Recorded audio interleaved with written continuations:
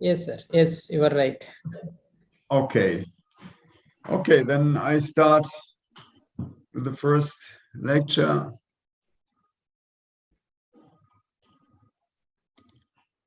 Yes, sir. Bibiana, please. Okay.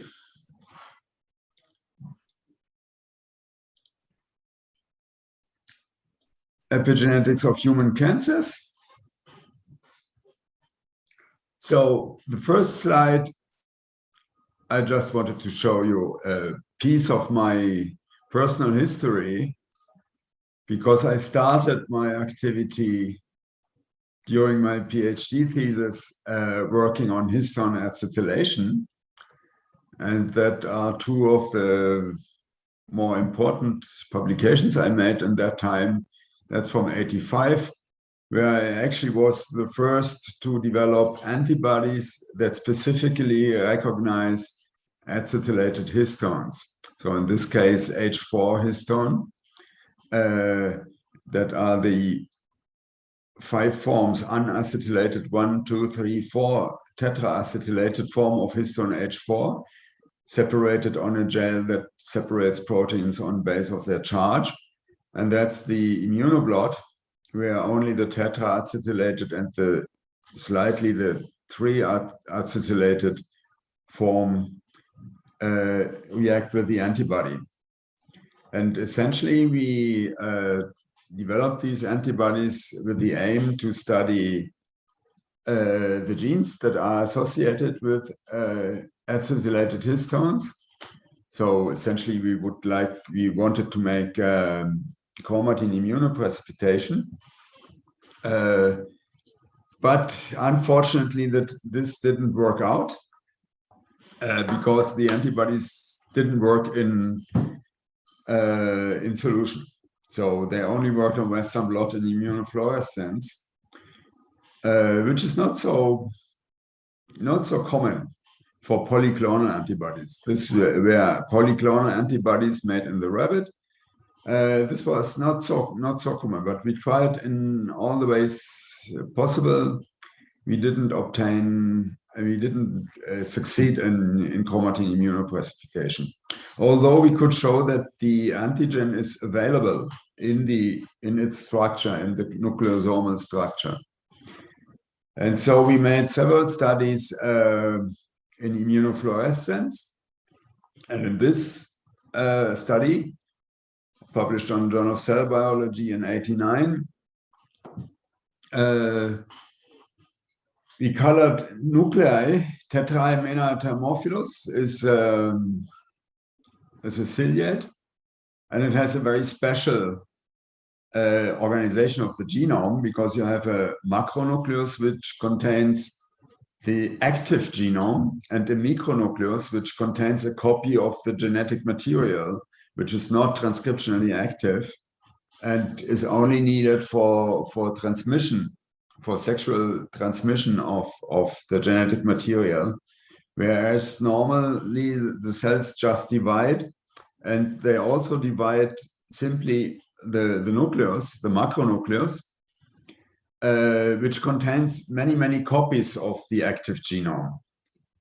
But upon conjugation, on sexual recombination, the macronucleus the old macronucleus dies, and the fused micronuclei that undergo normal meiosis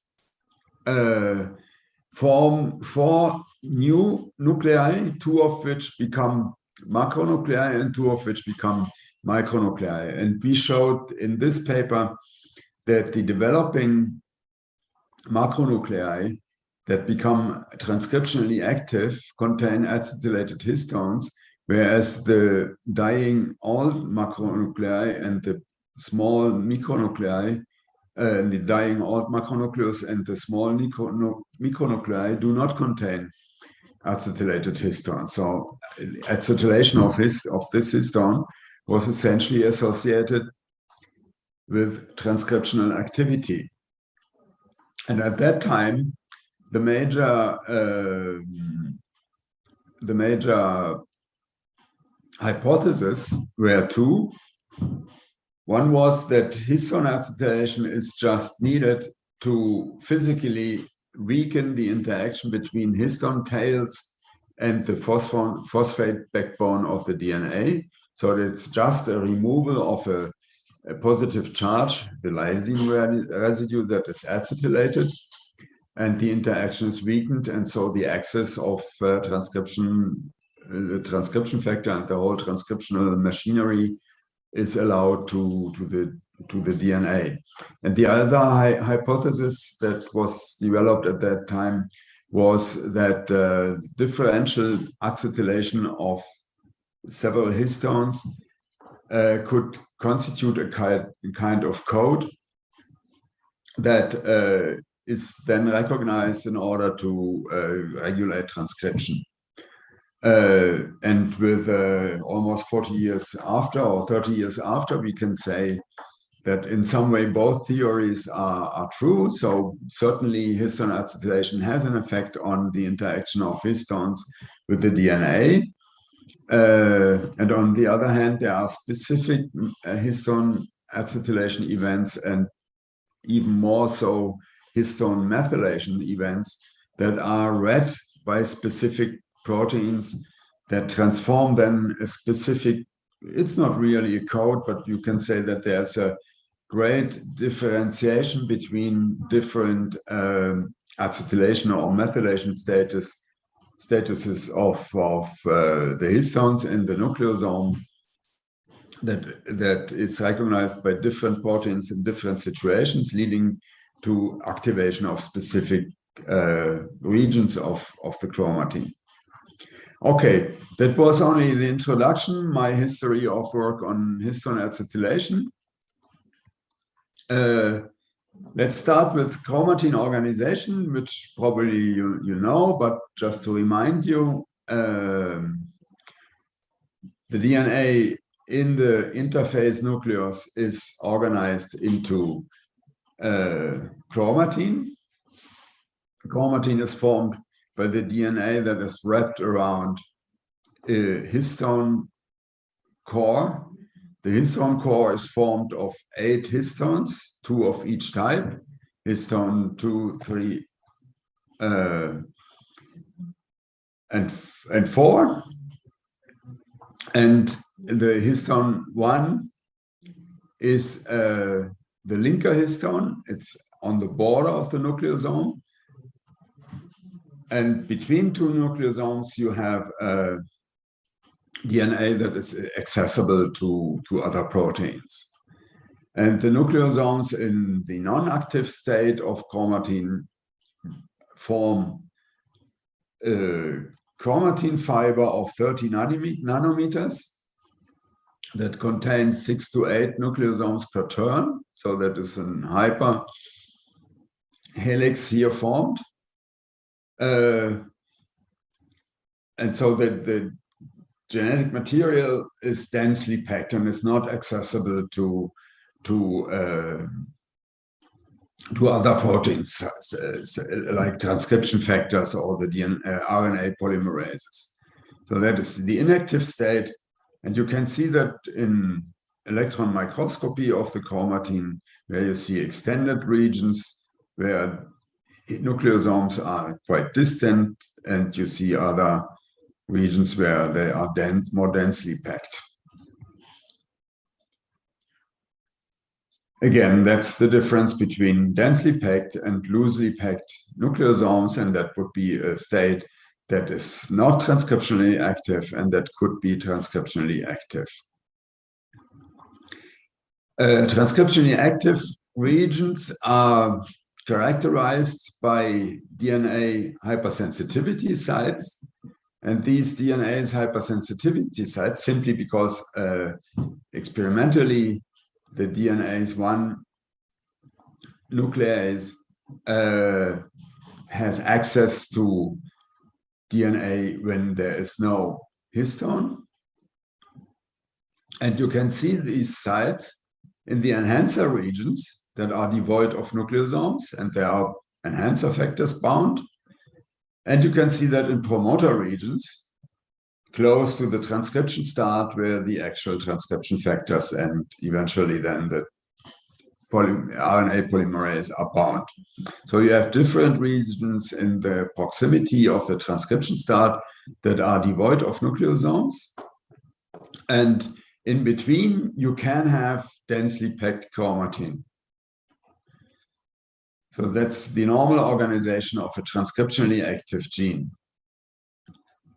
And in order to change from the transcriptionally inactive to the active state, you need remodeling of the chromatin structure. And there are specific remodeling factors that consume energy, and they are needed. They can remodel chromatin in different ways. You can have a simple nucleosome sliding, so that leads to a more densely packaging at one side and a more loosely packaged side in between.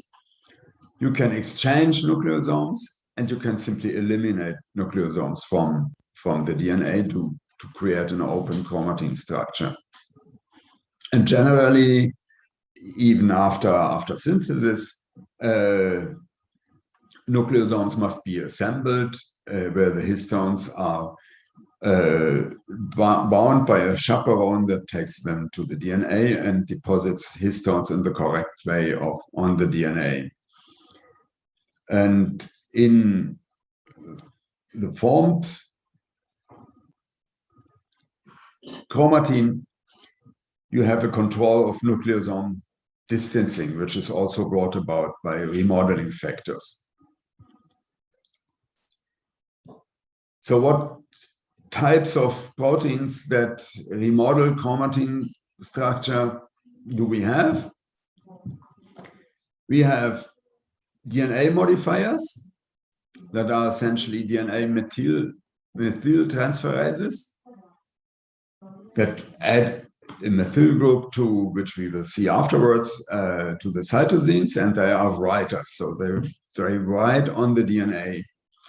And you have DNA demethylases, mainly the TET family deoxygenases, that are erasers that remove methyl groups from the DNA. And these two together control the state of DNA methylation. The histone modifiers, as I said, we have histone acetylation, which is brought about by the acetyl transferases.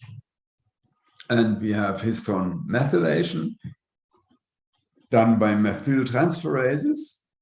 And we have poly-ADP ribosylases. This is not always seen as a real epigenetic phenomenon because ADP ribosylation is very frequent for many proteins, not only for histones, but I have listed it up here on the epigenetics factors because poly-ADP ribosylation is surely needed in the control of DNA breaks, as we will see later.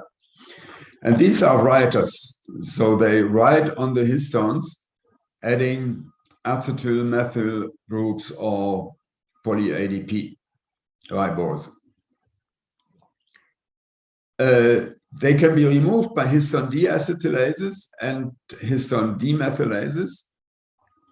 And different from DNA modification, as I said, histone modification is read by a large group of proteins that recognize methylated DNA or modified histones.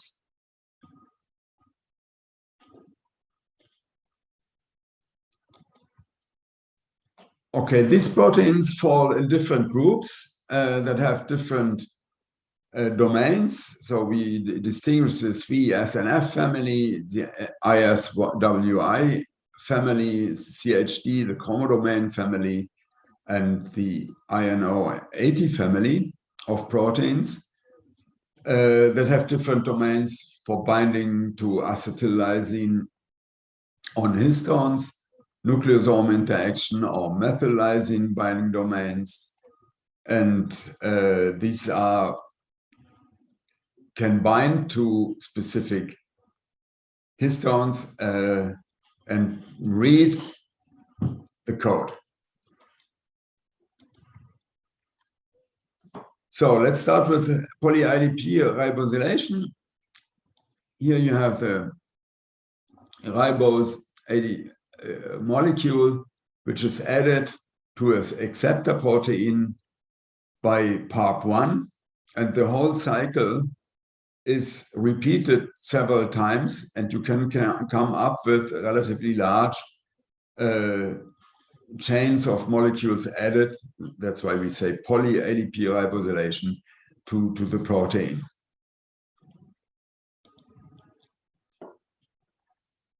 This is important, as I told you, in the control of cell survival and apoptosis. I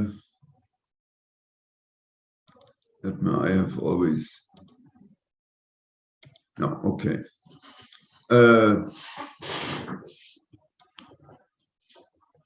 The apoptosis, we distinguish two pathways for apoptosis: the extrinsic pathway, which is mediated by an external signal, a death ligand that binds to a death receptor, or we have the intrinsic pathway that is essentially mediated by the mitochondrium. The extrinsic pathway activates caspase 8 and 10, which then can activate also the mitochondrium, but can also go down to activate caspase 3 and 7, that lead to the cleavage of PARP, and which in turn leads to DNA fragmentation and apoptosis. And the intrinsic pathway acts via caspase 9, but comes to the same downstream pathway to the cleavage of PARP and DNA fragmentation and apoptosis. This can be exploited for therapy. On the one hand, you have chemosensitization and radiosensitization. For example, you induce single-strand breaks with temozolomide, a drug, a chemotherapeutic drug that is often used for brain tumors, or simply by ionizing radiation or reactive that create reactive oxygen species or topoisomerase 1 poisoning. You induce single-strand breaks in the tumor cell, which normally in the presence of functional PARP, you have simply DNA repair and cell survival. So in the normal situation, these drugs and radiation cannot kill the tumor cell. But if you inhibit PARP, you get incomplete repair, and that leads to cell death. And similarly, you can use the same pathway for synthetic lethality.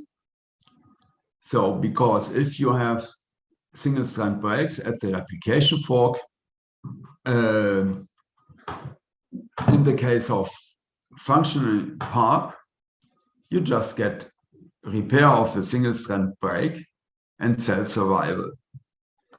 But if you inhibit, as I said, if you inhibit PARP, you get a fork collapse. But if you have a cell that is competent in homologous recombination, then you get homologous replication repair. You do strand invasion, DNA synthesis, and resolve the strand break, the cell survives, even in the presence of a PARP inhibitor. But in a cell that has this pathway, the homologous recombination repair deficient, for example, if you have a BRCA mutant, then this cannot occur and you get cell death. That's why PARP inhibitors are used for BRCA1 and 2 mutated breast cancer. And this process where you exploit a mutation present in the tumor that becomes lethal once you add a drug is called synthetic lethality. You have the mutation, and if you add a PARP inhibitor, this can lead to cell death, but only in cells that carry the mutation. In this case, BRCA1 and 2 are tumor suppressor genes, you need mutation in both genes because a single copy is sufficient to activate the homologous recombination repair and to lead to cell survival.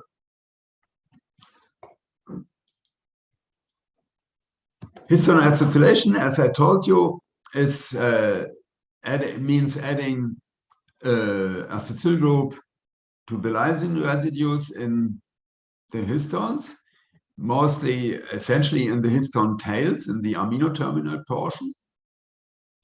And this is reversible. You have histone acetyltransferases and histone deacetylases. And that's a equilibrium that controls chromatin structure and transcription.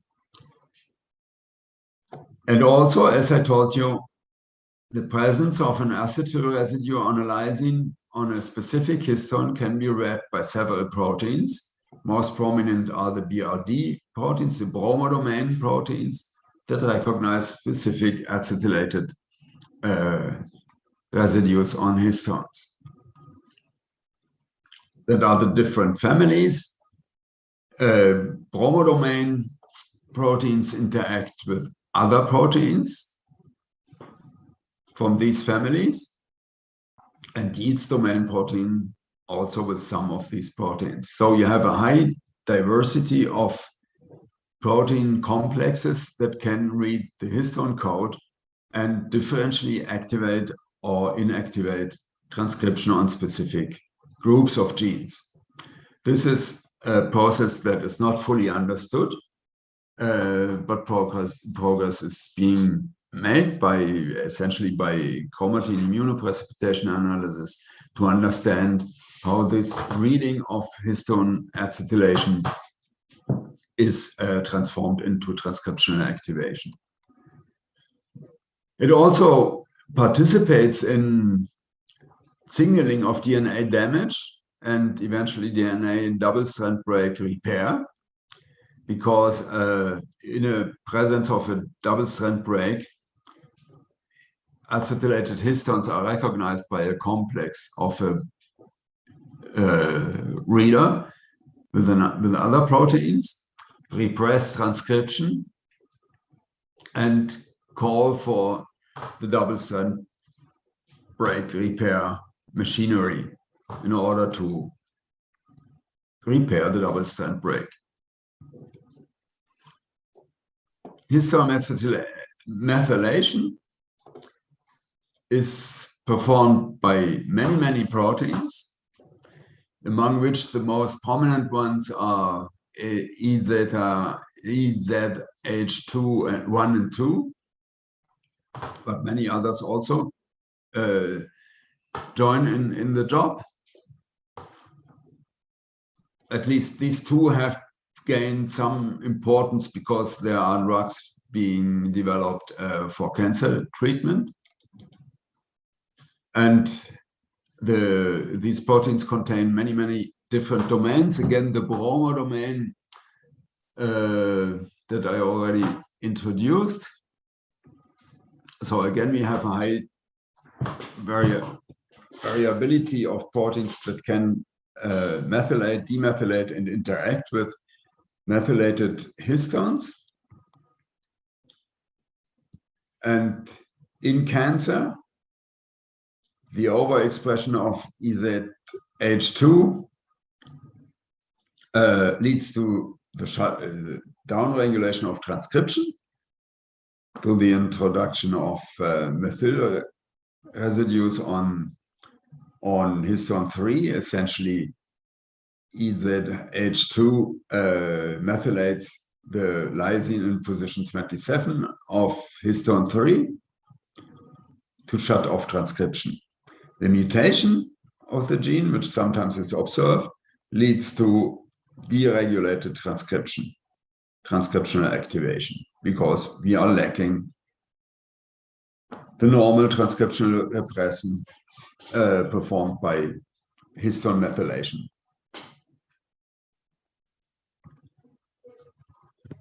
Obviously, DNA methylation is perhaps the most important epigenetic mechanism.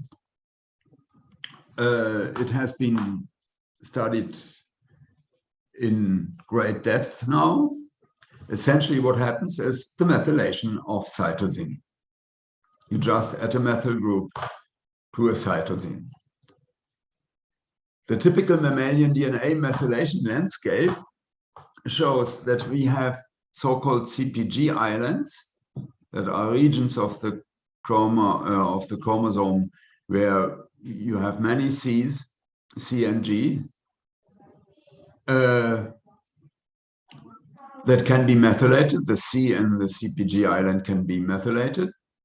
You have methylation often associated with transposable elements, and you have methylation in proximity to genes. Often CPG islands are close to a gene. About 40% of genes have a CPG island, but you have also methylation of cytosine residues within the gene, within the introns or exons, and you have methylation in non-coding regions of the chromatin. You can further distinguish, sometimes it's distinguished. If you have the gene body, the exons, where you can have methylation. You have the promoter, which can be regulated by methylation. And then we have regions close to the promoter, which we call shore, that normally are demethylated in the active state of the gene. And then we have shelf regions, which are not so close to the transcription start site. And they normally do not affect transcription of the gene. And you have heterochromatin, so highly dense packed chromatin, that normally is hypermethylated. The transcribed gene, euchromatin, is hypomethylated in general.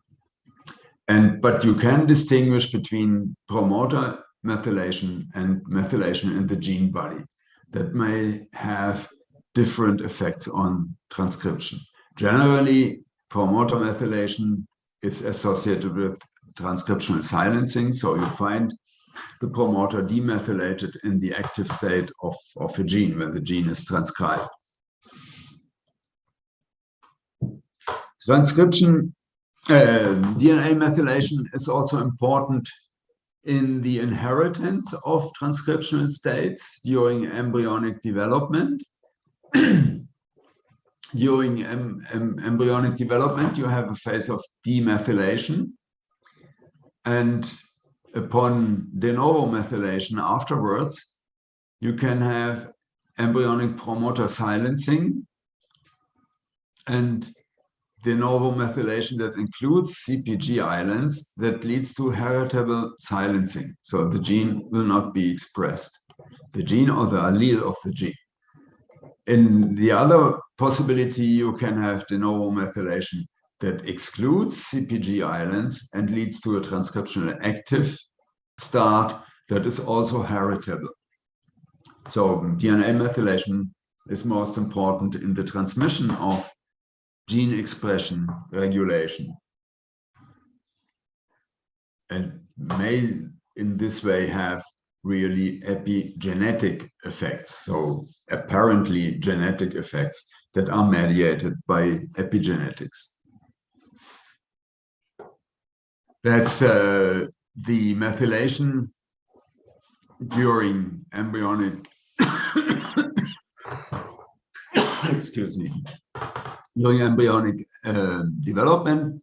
After fertilization, you have demethylation in the blastocyst, and then you have remethylation, de novo methylation during embryonic development, leading to the stable methylation status in somatic tissues as you observe them after birth, and with the exception for the germline cells that undergo differential methylation in female and male gametes that are obtained after birth. This process also regulates imprinting. Imprinting is the process that leads to the inactivation of one allele of the two present. So you can have maternal or paternal imprinting, so that the paternal or the maternal gene are expressed. And I show you one example of imprinting, which is on the EGF2, the insulin-like growth factor 2 cluster, where you have insulin 2 gene, insulin-like growth factor 2 gene, and then you have a non-coding RNA gene H19, and you have an insulator, an imprint control element, ICE. This imprint control element is bound by a factor, the CCCTC binding factor, and regulates imprinting. If this is methylated, CTCF cannot bind, and this leads, H19 is no more transcribed, but in compensation, insulin 2 and IGF2 are expressed. That's the situation on the paternal allele, where methylation imprint silences ICE and cRNA, and enhancers activate mRNAs, the two mRNAs. Whereas on the maternal chromosome, you have CTCF binding, so you have no activation of the two mRNA genes, but you have transcription of the H19 gene. That's interesting because EGF2 is involved in body growth, and if it is activated in cancer cells, it can contribute to tumor growth. And on the other hand, H19 has been found both as a positive and a negative contributor to tumorigenesis, depending on the tumor. We have identified H19 as a major factor that distinguishes between high risk and low risk laryngeal carcinomas, which, however, as we later detected, did not depend on imprinting. The mechanism of aberrant expression of H19 in the laryngeal carcinoma was not due to imprinting. Okay. On the other hand, the other possibility is that the non-coding RNA itself intervenes in the regulation of the EGF2. So EGF2, that the same H19 non-coding RNA intervenes in the regulation of the whole locus that also contains several microRNAs. No? And similarly, the EGF2 receptor cluster is also regulated by a similar mechanism of imprinting.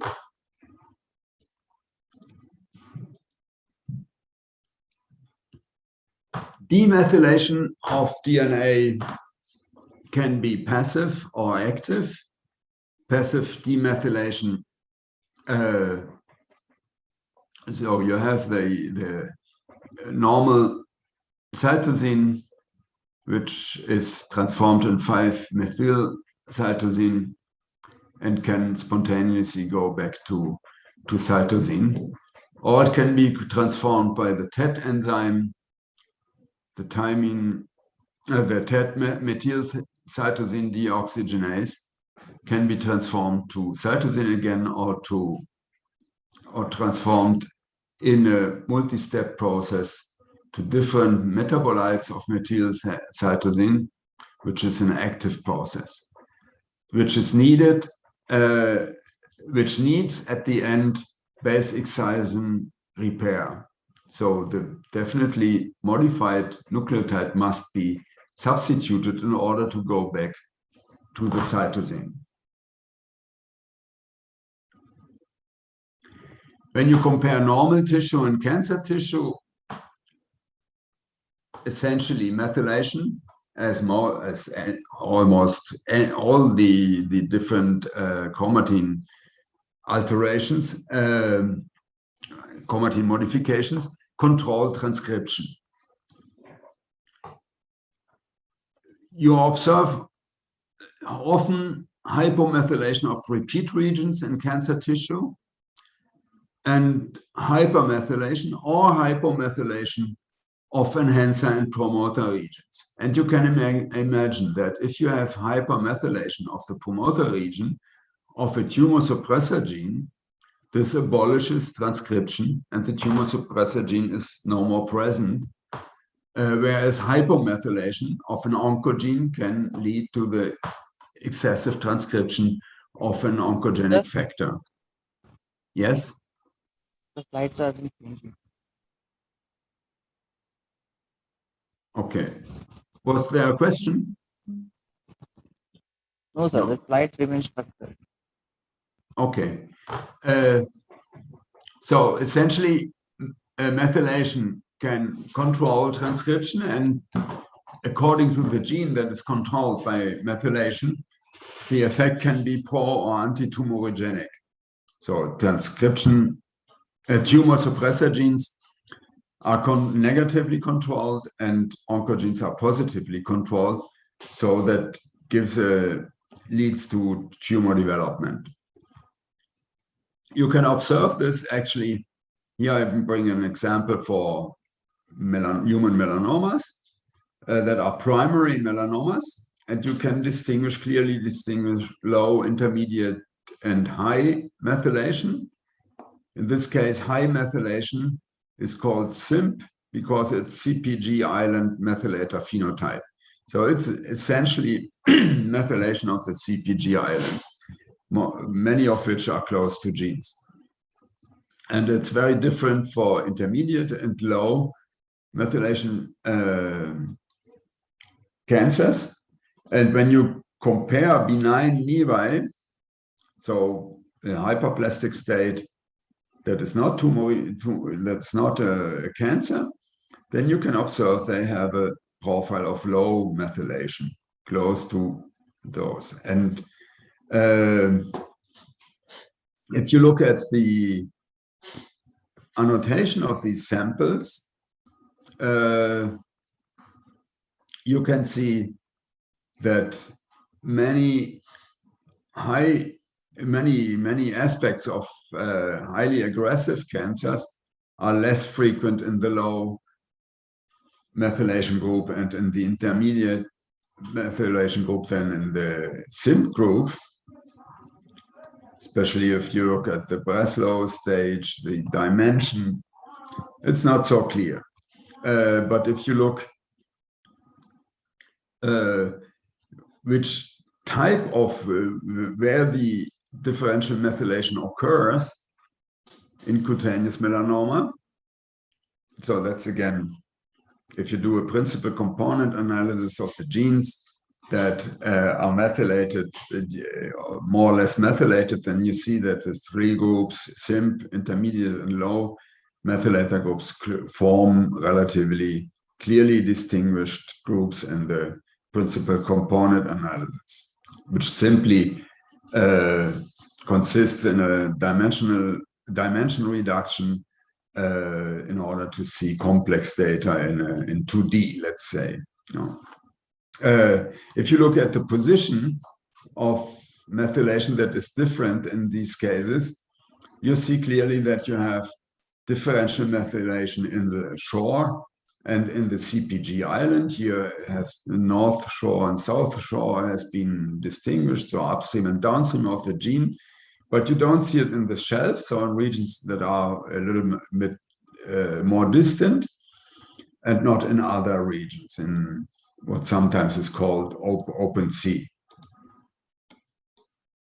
It's this being so big. Okay.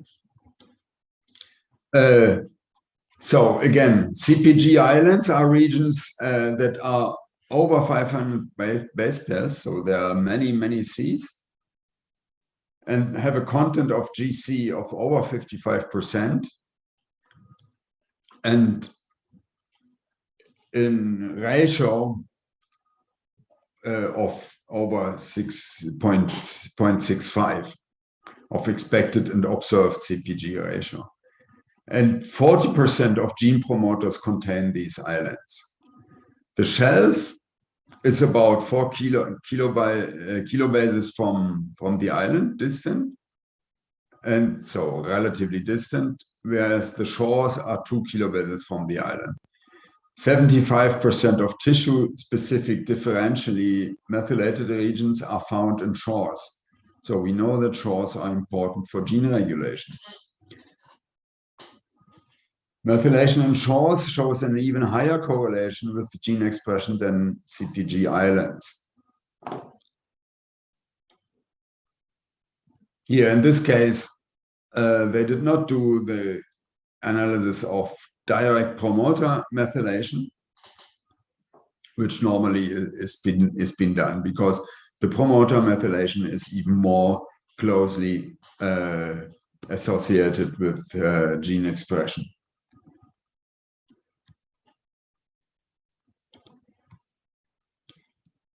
So if you look at the phenotype of these tumors, so if you compare the highly methylated SIMP cases versus low methylated, and you look where are regions that are hypermethylated, then you see that in the SIMP cases, there are more CpG islands. Most of them are CpG islands that are methylated, and then shore, and much less so shelf and open sea, so the regions between genes. And hypomethylated is exactly the contrary. No? So that means SIMP methylation almost considers methylation of CpG islands and of regions close to genes, whereas regions distant from genes can be hypomethylated. And that is... Sir, your slides are not changing for us. Which slide do you see? Oh. Now I am seeing that, chemosensitization and radiosensitization. Oh, why didn't you say that before? I'm so sorry. Yes. It's not my fault, because I see them normally going on. Okay. Yes.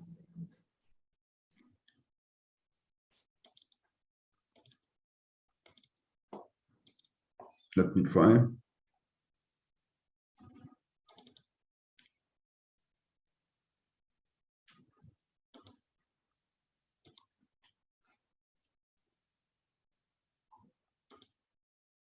Okay, so I'll try again.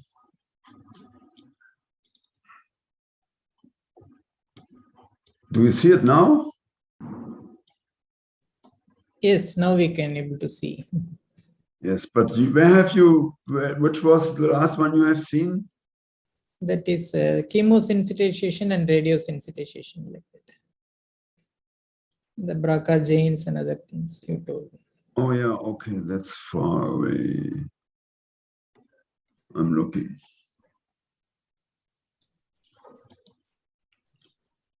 Yes. Oh, why didn't you say before? It's half of the talk. So I go rapidly again through it, okay? Yes. So right now you see it. Yes. Okay.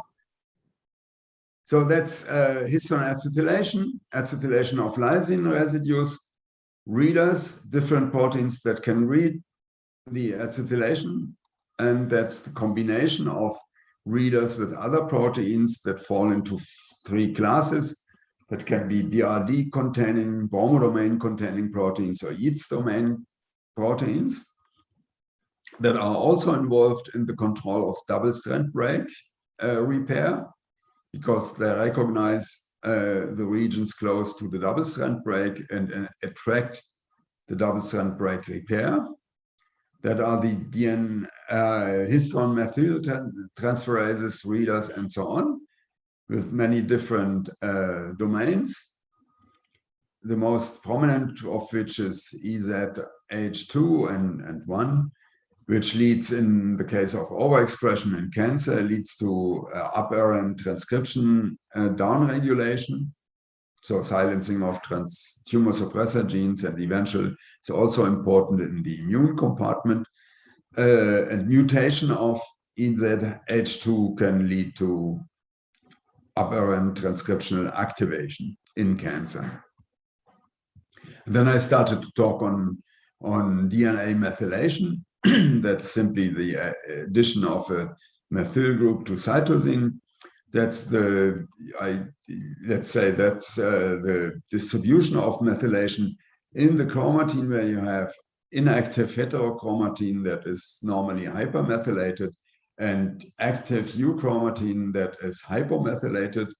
But there can be differences in the gene body where methylation can be present in active genes. Normally, the methylation of the promoter, the CpG islands close to the promoter, is associated with downregulation of transcription. And similarly so in the shore, but not in the shelf. So in regions more distant from the transcription start. And that was in embryonic development. DNA methylation guarantees the heritable silencing or heritable potential for transcription. So it transmits essentially active states to the next generation. That's because in the blastocyst, methylation generally goes down and then goes up again in a regulated manner. That also leads to imprinting, where you have imprinting of the maternal or paternal allele in a way that only one of the two is expressed in the adult cells. And that's regulated by a factor that binds to the imprint control element and makes sure that in this case, the methylation, imprinting of IGF-2 and insulin-2 gene make sure that only the paternal allele is expressed, no? And similarly for the receptor locus. Methylation is regulated by passive and active demethylation. Active demethylation is mainly performed by the TET-methylcytosine deoxygenase that needs at the end, however, basic excision repair in order to remove the methylation, the modification of the DNA. And again, that's what I told you, that differential methylation in tumor cells can lead to aberrant gene silencing for tumor suppressor genes or aberrant gene reactivation, for example, for oncogenes. That's the main mechanism. And then I showed you this example of methylation in human melanoma, where you clearly distinguish three groups: the SIMP, the CpG island methylator phenotype, the intermediated and the low methylation cancers. That the low methylated are most similar to benign nevi and essentially are also less aggressive. And you can see clearly that differential methylation is due to methylation of the islands themselves or the shore, not the shelf, not the distant regions. And when you look at the distribution of hypermethylated and hypomethylated sites, comparing SIMP versus low methylators, you see that SIMP mainly has methylation in the CpG islands and in the shore, not in the shelf or in the open sea. And that's exactly the contrary to what can be said for the hypomethylated regions. And if you look closer to the transcription start 200 or so 200 nucleotides from the transcription start or 1,500 nucleotides from the transcription start, where most of the promoter elements are expected. You see that in the SIMP phenotype, these two are heavily hypermethylated, and whereas the body of the gene is not so often methylated, whereas it's often hypomethylated. And if you look then at the distribution of the let's say prognostic factors from melanoma in the different types, low, intermediate, and SIMP methylation, you see that the higher stages are in the SIMP, the more larger tumors are more easily SIMP, ulceration. Always the, let's say, the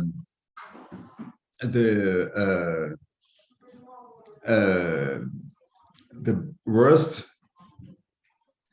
cases are SIMP. So SIMP, the high methylation phenotype, is associated with a bad prognosis in the clinics. And it also is true for tumor infiltrating lymphocytes, and which is almost absent from SIMP, non-brisk, and very few cancers with a brisk infiltration.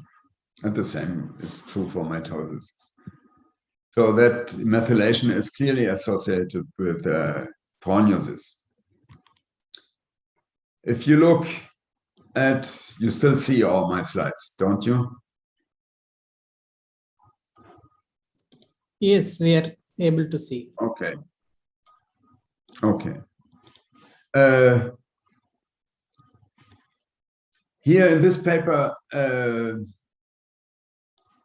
19 cancers have been screened for methylation in CpG islands and non-CpG islands, hypomethylation and hypermethylation. And you see that each cancer type, which is here depicted by different colors, and here at the end you have normal tissues. So that's the tumor type. That's you can see that each tumor type is distinguished by a different methylation pattern. So it's specific for each tumor.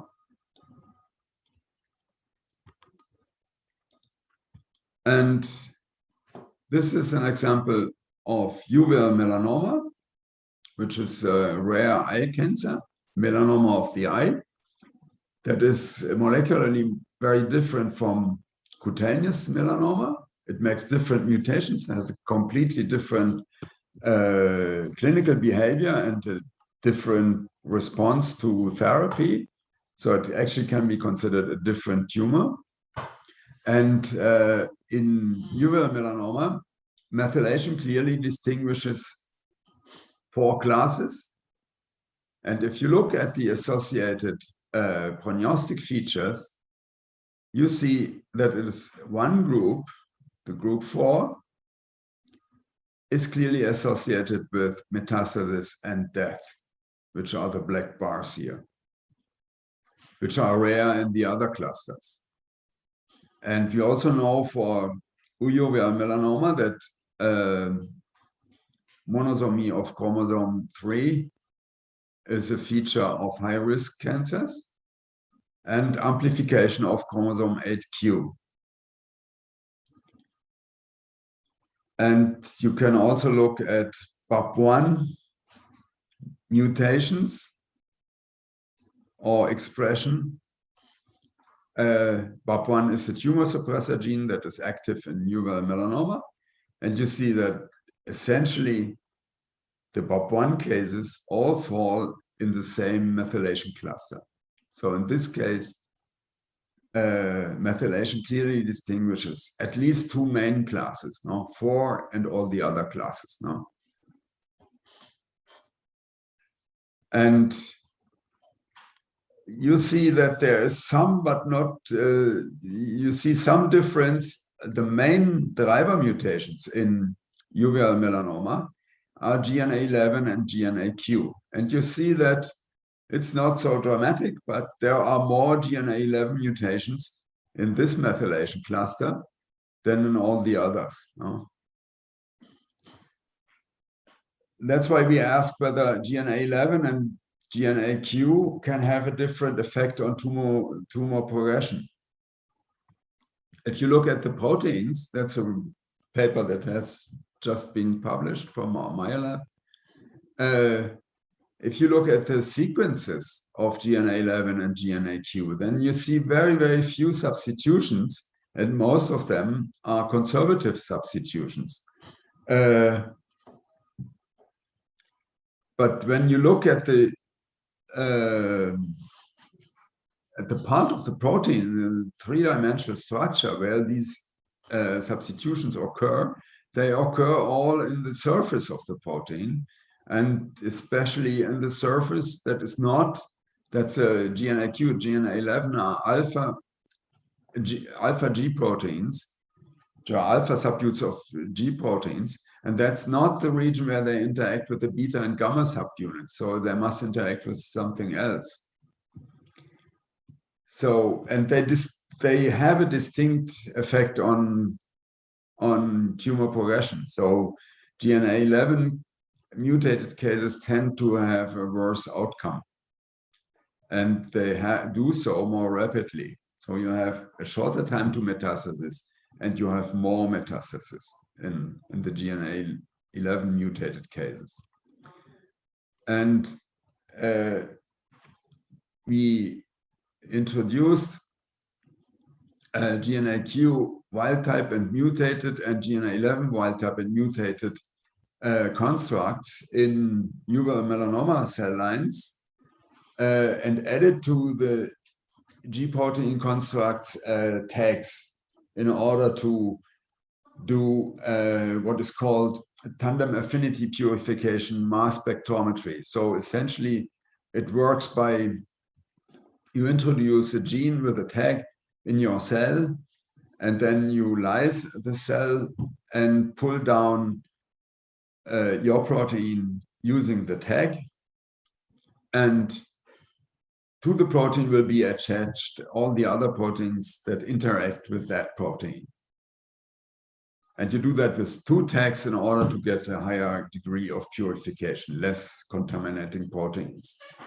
And we did that, and you can see by the principal component analysis that when you compare GNA11 mutated and GNAQ mutated, they are fairly distant in the principal component analysis, and they are obviously distant from the control samples, whereas mutated and wild type forms were not so distant. And among the genes, among the proteins that are attracted by GNAQ, but not GNA11, is TET2 we observed. And TET2, as I told you, is a demethylating enzyme. So we analyzed and we confirmed that by classical immunoprecipitation, where you can see pull down of TET2 in the GNAQ sample, but not in the GNA11 sample. We also checked another protein, but that was not conclusive, PI3K, which was only bound by GNA11, but the antibodies did have cross reactions, so we were not sure about that reaction. But we were sure about the reaction with TET2. And we know that, and if we then looked at differences in methylation between cases with a GNA11 mutation and GNAQ mutation, as you can see, you clearly get two clusters according to the type of mutation. were enriched for mutations. And these genes, I don't show you the last figure of the paper, I don't know why. These genes clearly also distinguish cases with a higher risk of metastasis and a lower risk of metastasis. So we think that the difference in between cases with GNA11 and GNAQ mutations is that they differentially affect DNA methylation with an effect on the risk of metastasis. That's only to give you two examples of direct involvement of DNA methylation in human cancers. And if you agree, I would stop here now for a short break. Yes, sir. And Please. answer your questions when I come back, okay? Yes, sir. Yes, please. Okay, thank you.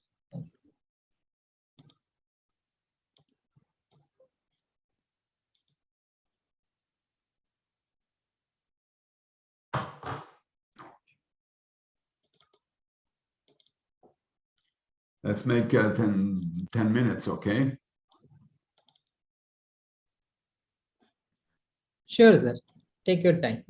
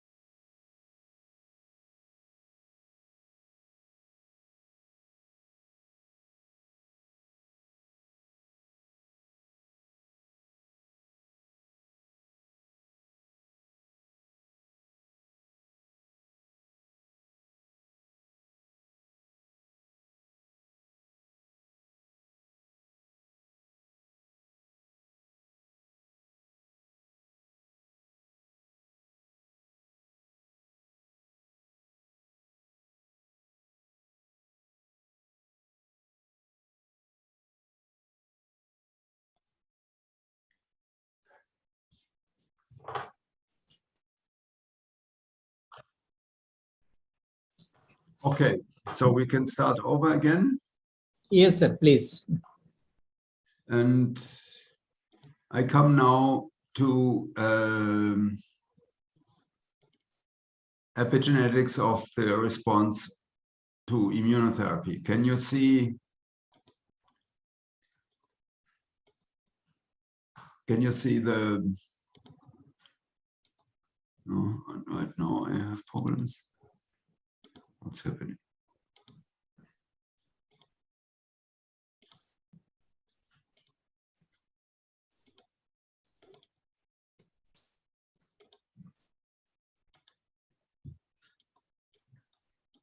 Do you see the slides?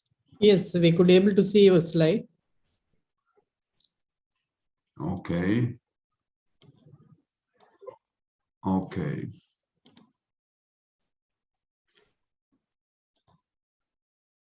But I have problems with. Okay, let's make a.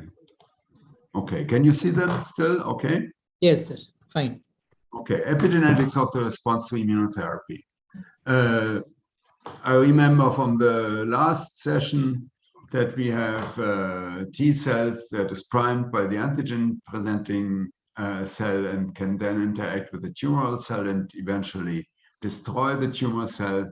And it needs activating, it needs obviously recognition of the antigen presented by the major histocompatibility complex and co-activating signals in order to be primed and in order to destroy the tumor cell, and it can be blocked by immune checkpoints. So, as I told you in the last lecture, epigenetics can affect any aspect of tumor biology just by controlling gene expression. And all cancer hallmarks rely on the expression and repression of specific genes. Tumor suppressor genes, oncogenes, and so on, signaling molecules and androgenetic factors, apoptosis controllers, and so on. All cancer hallmarks rely on expression and repression of genes, and therefore they are affected by epigenetics. And so also the tumor control, immune control, and the tumor's escape from immune control can be mediated by both the tumor cell itself and the immune cells. Epigenetic mechanisms are involved in immune escape, likely acting on tumor cells and on immune cells. Hence, immune escape can be addressed with epigenetic drugs. And that's a really new concept where not so much work has been done. And I will show you today just only a couple of slides introducing the argument, and then I will show you recent results from a project I'm involved in, and which are only in part, which are being published right now. So if you think of epigenetic effects on immune checkpoint blocker therapy. So if you affect the tumor cell epigenetics, what can happen? You have neoantigens. The tumor cell has mutations, and these mutations can be recognized by the immune system. But they cannot be recognized by the immune system if they are not expressed. So epigenetics, DNA methylation, and so on can mask the antigen. The same is true for normal tumor antigens, not neoantigens, but embryonal proteins that are not expressed in adult cells, but sometimes in tumor cells. Again, they can be masked by DNA methylation, for example. And the same is true for endogenous retroviral elements. We have up to 400,000 pieces of retroviruses in our genome, and they can be activated and then can be presented by the antigen presenting machinery. And again, they can be masked by DNA methylation. And modification by epigenetics of the antigen presenting machinery can lead to the lack of antigen presentation. And at the end, the tumor cell expresses immune checkpoints that are expressed on the surface of the tumor cell, and if they are activated, they can lead to T cell exhaustion, and that can be affected by gene regulation and so also by epigenetics. On the other hand, also the immune cell undergoes epigenetic regulation. You can have regulation of T cell specific transcription factors, which eventually lead to T cell exhaustion. The same immune checkpoints that can lead to T cell exhaustion or inactivity of the T cell. Then you have the interferon gamma pathway, which is crucial in the activation pathway. And you can have lack of activation. And the degranulation, that's the actual cell killing, if that is downregulated by epigenetics, you can have a lack of cytolytic activity. And the differentiation of the T cells into central or effector memory, which is important for the activity, can be affected by epigenetics. And again, the same holds true for natural killer cells, where maturation and proliferation can be affected by epigenetics and eventually lead to a lack of innate immune functions. So we have many aspects that can contribute to the interaction of the immune cells with the tumor cell, and that can be controlled by epigenetics. So it's absolutely reasonable to start to try epigenetic drugs. The problem with epigenetic drugs is that, and with epigenetics as a whole, is that it is not really gene specific. So you add a drug and you will get methylation of a whole bunch of genes, many CPG islands, or you will induce demethylation, and again you will obtain activation of many genes without a real selection of the genes that you are interested in. So in this study, necessarily, there's much empirism.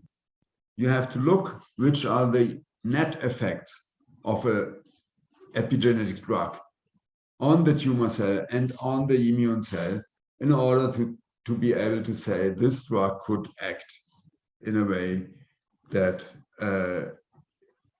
can lead to a major response to immune therapy. So, and the group of Andrea Anitini, with whom we are collaborating, started to do this analysis just by comparing epigenetic drugs. In this case, the DNMT inhibitor, DNA methyltransferase inhibitor, guadocytabine, a histone deacetylate inhibitor, givinostat, a BET inhibitor, so a reader protein inhibitor, JQ1, and histone methyltransferase inhibitor, EZH2 inhibitor, GSK 127. And they did this adding another completely unrelated drug, in this case an inhibitor of CDK4 and 6, so cell cycle related proteins, just to say, to have a negative control. And what comes out, interestingly, this study has been done using microarrays from nano string with immune pathways. And what interestingly comes out that, and you have here, each column is one cell line, the same cell line for all the drugs, melanoma cell line, primary melanoma cell lines, and you see also the main mutation, the driver mutation, NRAS, BRAF, or double wild type. And that's the name of the cell lines. And what you can see, you see in red when expression of genes is induced, and green when it's downregulated, and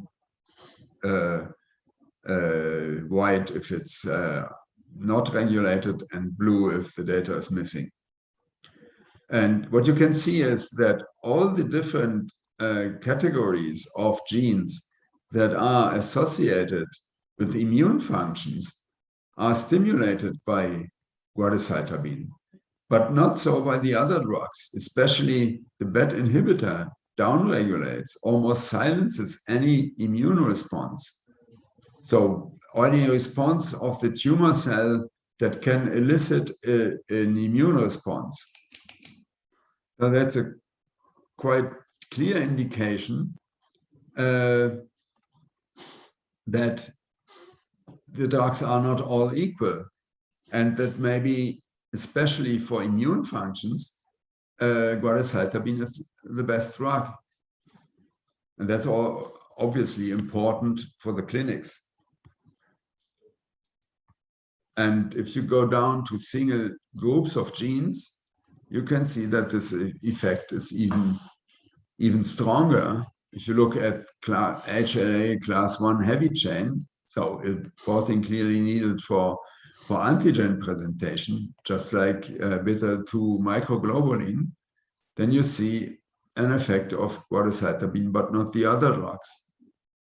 In this case, also GSK performs well. But and here you see that's oligoadenylyl cyclase synthase 3, so that's from the interferon pathway, just like this gene. Then again, you see a major effect of guadocytabine. And in this case, this is downregulated by these drugs, but not by guadocytabine. And the interferon mediator here is induced in many cell lines by guadocytabine, but not the other drugs. TAP1, TAP2 again are antigen presentation, and so on. At the end,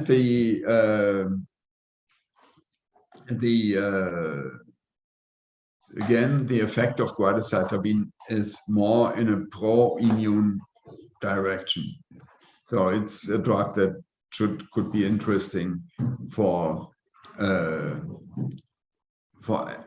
as a drug to be added to immune checkpoints in order to enhance response to immune checkpoints. The group also looked at upstream regulators, and especially for upstream regulators that belong to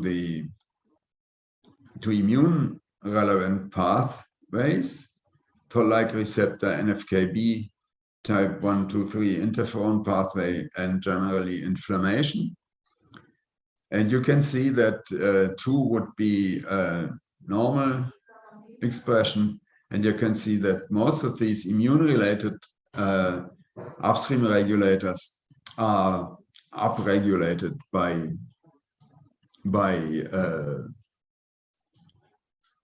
guadocytabine.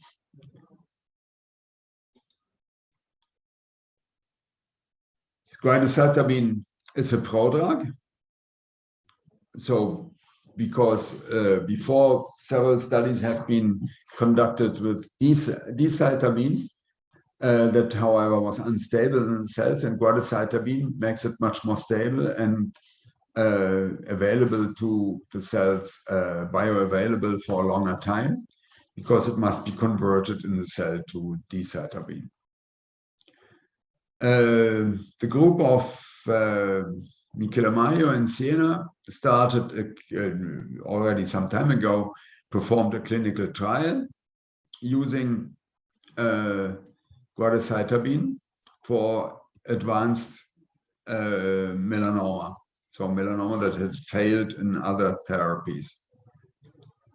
And this is a phase 1 trial where they make a dose escalation from 30, 45, 60 micrograms per square meter a day in order to see whether the drug is safe, and whether the combination of ipilimumab, in this case the anti-CTLA-4 antibody, with guadocytabine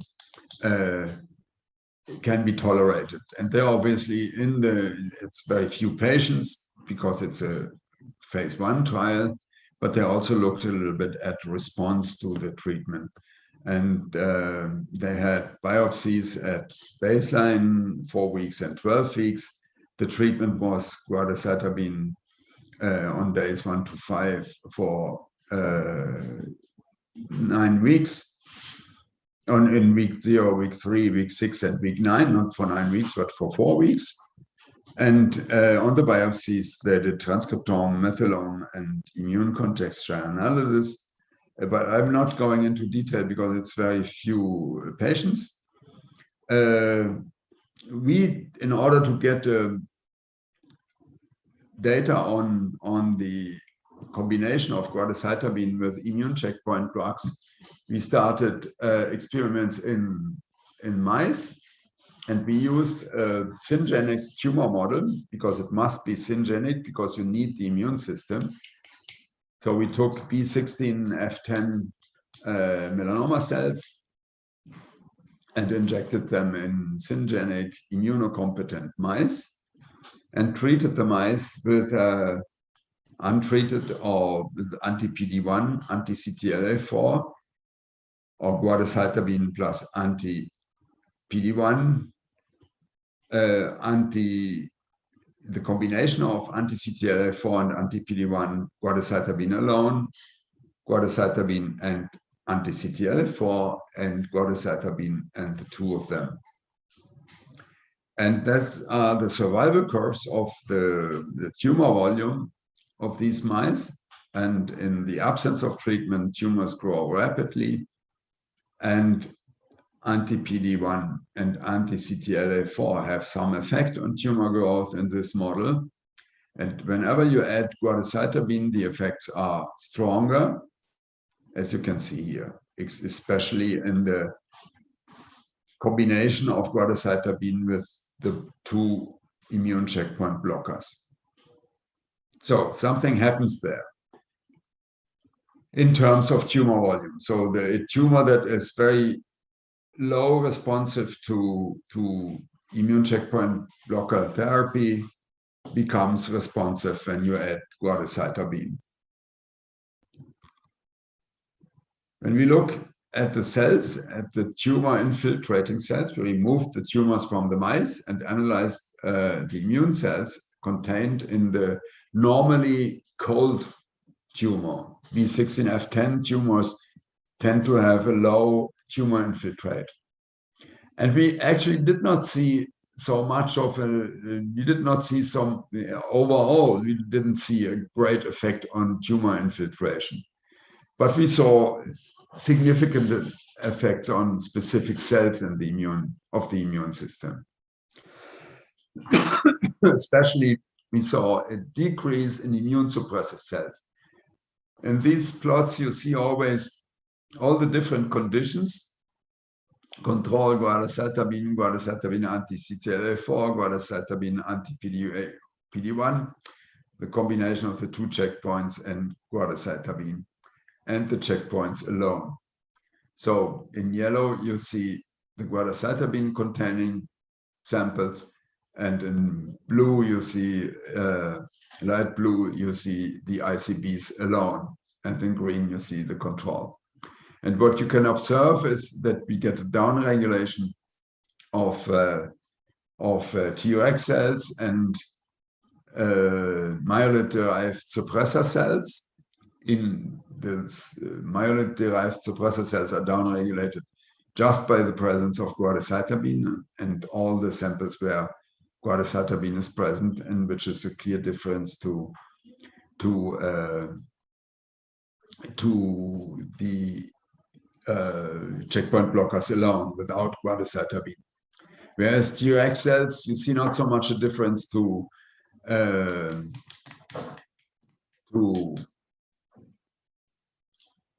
the immune checkpoint blockers alone, but you see a difference between guadocytabine alone plus the immune checkpoint blockers.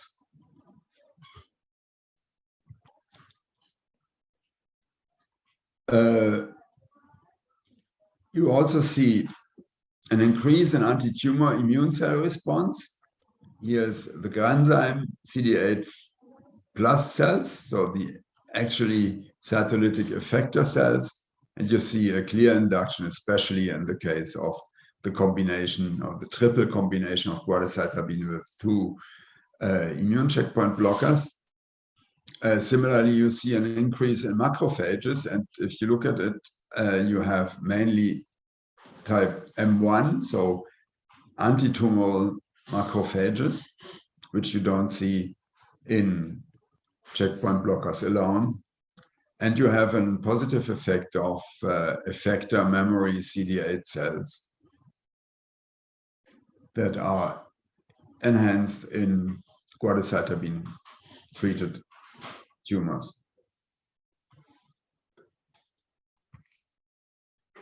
We also did an analysis of an immunohistochemistry to confirm the data, but we did this by digital pathology analysis, where we do not only see the contents of different cells, but on the same slide we can stain 9 different markers, and we can do proximity analysis, which wouldn't be possible if we would do it on different slides, different sections. So we can tell whether specific cells are close or less close. And what comes out is that quadricytabine in combination with ICBs reduces the percentages of Treg or TAM-M2 cells, so cells that negatively affect the immune response, just like MDSC cells. And there are less of these cells within a radius of 30 micrometer from CD8 T cells. So much likely these cells, CD8 T cells, are less affected by the presence of regulatory cells that can reprime their action. And we also analyzed the effect of quadricytabine on NK cells.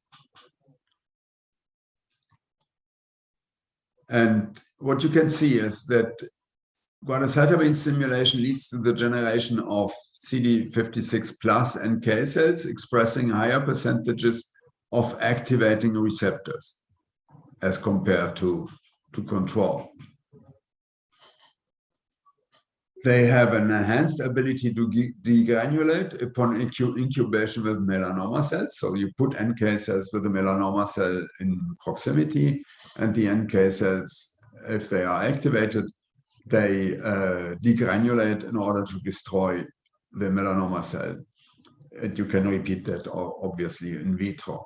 And you see that after the addition of quadricytabine, you get a major effect on degranulation. And they produce more interferon gamma, which is also important to attract other immune cells and to make the system work. So that was on CD34 derived NK cells. So that's from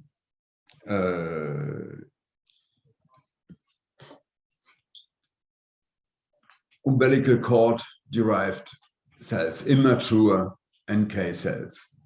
And if you take the cells from the NK cells from the peripheral blood, they are mature, so we can see the effects on mature NK cells, where quadricytabine regulates the expression of activating receptors on NK cells, on deactivating receptors of NK cells, the KIR receptors, whereas the expression of activating receptors is not affected. So the net effect is a major activation. And again, NK cells showed an enhanced ability to degranulate when cultured with melanoma cells. But in this case, both whether treated or untreated. And there's a slight increase in the ability of NK cells to produce TNF alpha when treated with quadricytabine. So this also points to a pro-immune function on NK cells of the drug here alone. Then we went to analyze the tumors that were grown in the animals by genomics, and we did methylation analysis, whole genome methylation studies, And as you can see by this principal component analysis, that those tumors that were treated with SG100, which is guadocytabine, clearly are distant from the untreated samples. So there is a major effect. And you can see that the effect is as we would expect. So they are higher methylated in untreated samples than in treated samples. So it's all under methylation, hypomethylation in treated samples. And you see the effect is mainly, there's not a strong effect on low methylated.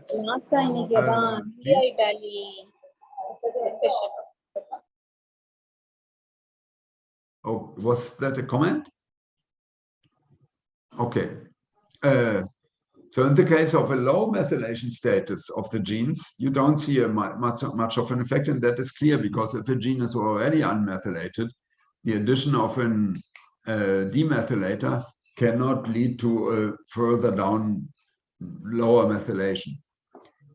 But we see also highly methylated genes that are not affected by the drug. So there are differential effects based on the methylation status of the genes. And that probably is strongly repressed heterochromatin, where the drug has no effect, but you have the main effect on genes that can be expressed and are essentially regulated by methylation. And here you see the genes that are differentially methylated. And if you look at expression by RNA sequencing, and we see an effect on several, that is heat map just of upregulated genes in the presence of guadocytabine and downregulated genes. And when you look at the classification of these genes, we have many categories, many gene sets that are related to immune function, T-cell activation, and also response to interferon, and so on, that are all immune functions. So we have the feeling that guadocytabine in the tumors actually regulates immune functions via methylation and gene expression. And we also have started, this has not yet been completed, single-cell transcriptomics, which in our first experience in some way show that T cells augment, that's control, that's guadocytabine treated, and that's a triple therapy, so immune checkpoint blockers and guadocytabine, and you get an increase in T cells. You get also an increase in macrophages. And as we haven't yet analyzed whether it's M1 or M2 macrophages. And we also see a thing that so far we cannot explain, that is melanoma cell population, that all are melanoma cells, all these clusters are melanoma cells. And we see one cluster that is a little distant from the others, and that is more expressed in guadocytabine and triple treated samples, and is almost not visible in the untreated sample. When looking at the gene expression profile of this cluster here, you can see that it's characterized, it's melanoma cells, but it's characterized by a different metabolic phenotype. And that's interesting, that there are also metabolic effects on the tumor itself. Not so heavy effects because it's only a tiny population of the whole tumor, but it may be interesting to see what that means. Okay, we also, with this one on the patients from the clinical trial, we analyzed methylation of the promoter. Of CTLA4, and that's patient per patient how it behaves. So you had an induction of methylation, a down regulation of methylation, and so on. which varied much from patient to patient. And you see in general a slight correlation between promoter methylation and expression in these patients. So there is some correlation, which you all can also see in cell lines where we have analyzed methylation status and the transcript status. And in a cell line that we, that's the untreated status of methylation in these cell lines. And in one cell line, we also performed the treatment, and we saw that essentially gene expression goes up in the guadocytabine treated sample. And the promoter methylation goes down from 42% to 23%. And a very preliminary analysis, because that's a study with too few patients to really be able to say something. But we have some indication that demethylation correlates with a response to the immune checkpoint drug. That must not necessarily be a causal relationship, because you can imagine that a tumor that does not express CTLA-4, it does not respond to anti-CTLA-4 antibodies because simply it is not restricted by CTLA-4.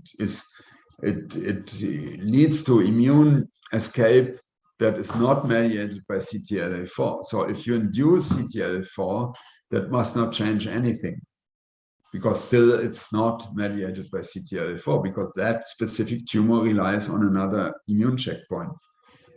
But it can be a marker. If you get CTLA-4 methylation, then you know that the drug has worked. Okay. So maybe I take questions now. Yes, sir. Participants, any questions to Professor, please?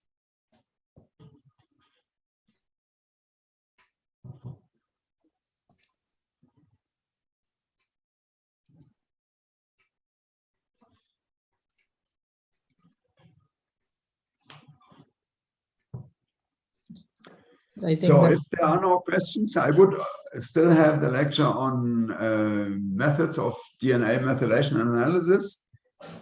okay. But Professor Selvamani, you also have the tutorial, and at 1 o'clock we should have the collaboration. 1 o'clock in my in Central European time.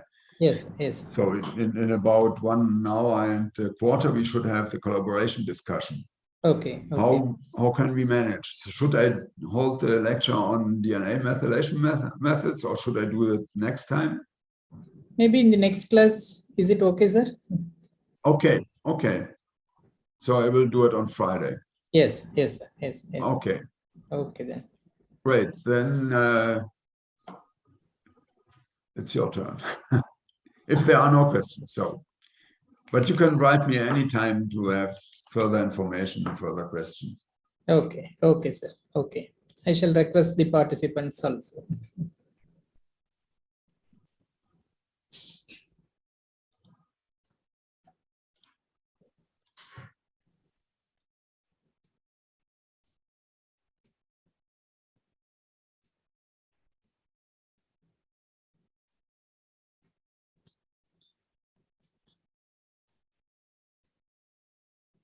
I will take 5 minutes break, sir, here. Then I will start my lecture then.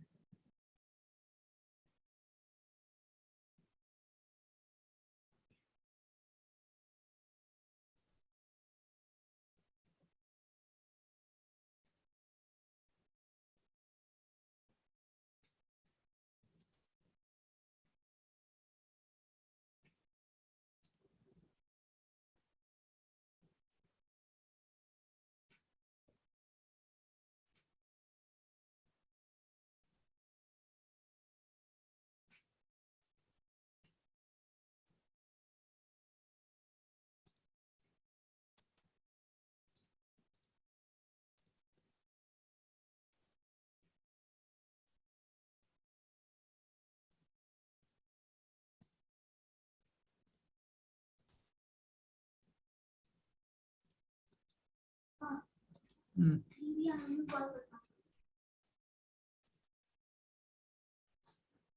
சொல்லுங்கப்பா.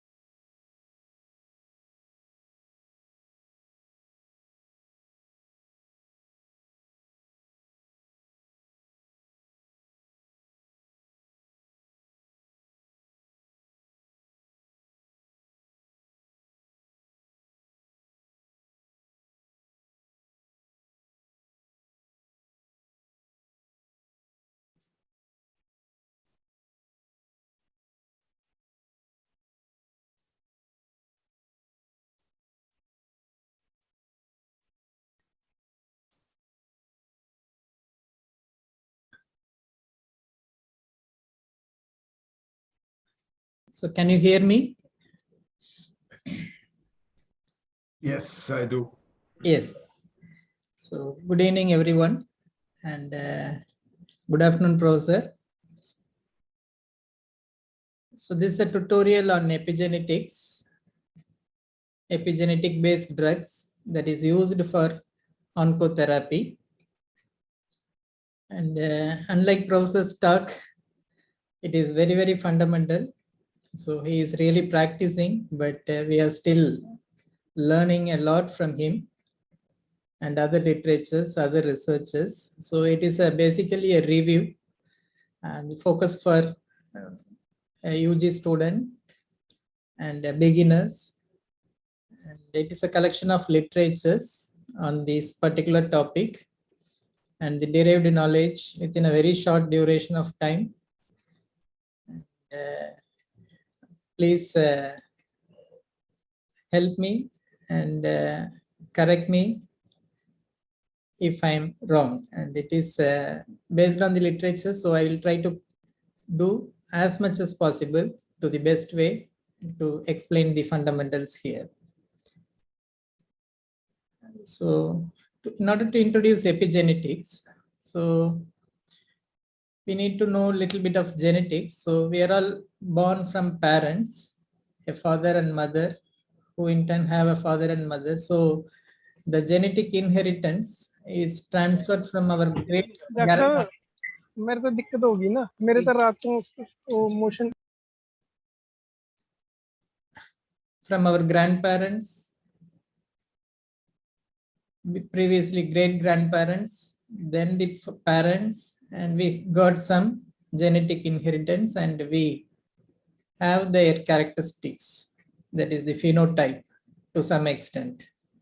But still, this phenotype is being modified based on other factors known as epigenetic factors, which influence the genetic material, that is the DNA, and alters its characteristics. And therefore, we are getting a different phenotype as well as other diseases. So learning this particular area will help us to control and to modify and to prevent and to diagnose diseases or to predict its nature. The epigenetics is very, very essential. To go back into the genetics, the fundamental material, genetic material is DNA. So the DNA is a double helix strand which is composed of histones, and these histones put together in terms of nucleosomes through a linker, and it is supercoiled, and we have got the chromosome, and the central dogma, that is the DNA, is composed of thymine, adenine, guanine, and cytosine linked in appropriate fashion. So in order to have our double helix structure, and all this information that is depicted in our DNA was transcribed and further translated by mRNAs into protein products, and these protein products define specific functions in our body, and therefore the DNA dictates the phenotype, and we do have differences amongst ourselves in terms of color of eye, in terms of skin tone, the behavior, attitude, knowledge, everything. So the epigenome is the fundamental reason for all these behaviors, phenotypic changes, which was developed through major projects such as human genome projects and identification of variations between individuals and characteristics of differences between tissues, and then deciphering the cellular mechanisms. So this is how the epigenetics got developed, and it is known as epigenome. The study of this particular subject is known as epigenome. So epigenome is nothing but the intersection of various developmental factors, genetic factors, biological factors, and other environmental factors put together, we are getting different characteristic features in our phenome. So here, the chromatin state acts as a filter of DNA, and it gives specific genetic expression and gives cellular identity. And this chromatin state was topologically associated with various domains and nucleosome positions and chromosome chromatin accessibility, which mediated through histone modifications and DNA methylations. And this is governed by specific genes. And if it is active, we have got these genes are active, and if it is repressed, through these particular genes, which are highlighted here in these boxes. So there are huge number of epigenetic modifications reported in this literature. Poor invisibility is there in this slide, which forms the basis of various pathological diseases, and by which we could able to get some druggable targets, and we can have drug discovered targeting these epigenetic modifications in order to reverse the condition. So focus is cancer here in our course. So the normal cells is getting altered based on the epigenetic enzymes, and it in three major processes. One is the DNA methylation, number two is histone modification, and number three is through non-coding RNA. So this is epigenetic pathway, and these normal cells undergoes genetic changes, that is point mutation, deletion or amplifications, ultimately leads to mutated cells, that is cancerous cells. And these cancerous cells are mediated through various pathways, that is cell sufficiency in growth signal mediated through the RAS gene, similarly insensitivity to anti-growth signal mediated through the mutation of TGF-beta, tissue invasion and metastasis, limitless replicative potential, angiogenesis, evading apoptosis through respective mutations in appropriate genes in the genetic alteration pathway, similarly in the epigenetic pathway. So coming to the epigenetic hallmarks, we could able to see genome instability, DNA methylation, non-coding RNA, histone modifications, and mutations in chromatin modifiers, and nucleosome occupancy. So there is a global loss of DNA methylation or promoter DNA methylation, gene body demethylation, and nucleosome occupied and methylated. So all these things based on the methylation properties, and there is a histone loss and oncogene activation and mutant chromatin modifier function. So all these things are the epigenetic mechanisms in cancer. So the epigenetic mechanisms based on this DNA methylation, nucleosome, histone modification, nuclear organization, compaction of DNA binding proteins. It can have two different states, that is repressed or active. And amongst these things, these are the four major processes: histone modification, DNA methylation, nucleosome positioning, and RNA interference. So coming to the first one, cytosine methylation, there is an increase in DNA hydrophobicity, increase in methyl CpG binding protein, and there is physical hindrance and transcription activator along with repressor binding, which causes altered access to transcription activators and changes in chromosomal looping and conversion or heterochromatin to euchromatin or vice versa. Similarly, the histones and the RNAs will be converted into these particular things. So this forms the epigenetic mechanisms in cancer. And epimutations, this DNA strand, there is a possibility of hypermethylation or hypomethylation mediated by this abnormal methylation, reader mutations, and reduced acetylation of nucleotides, causes mutation or dysregulation, causes loss of function mutations, and abnormal histone modifications along with downstream functions. So based on these genetic and epigenetic causes, we could able to have various hallmarks of cancers, that is deregulation of cellular energetics, resisting death, genome instability, inducing angiogenesis, activating invasion and metastasis, tumor promoting inflammation, enabling replicative immortality, epigenomic disruption, and so on. So now we could able to get epigenetic targets for this cancer based on 3 areas. Number 1, DNA methylation. Number 2, histone acetylation. And the third one is non-coding RNA.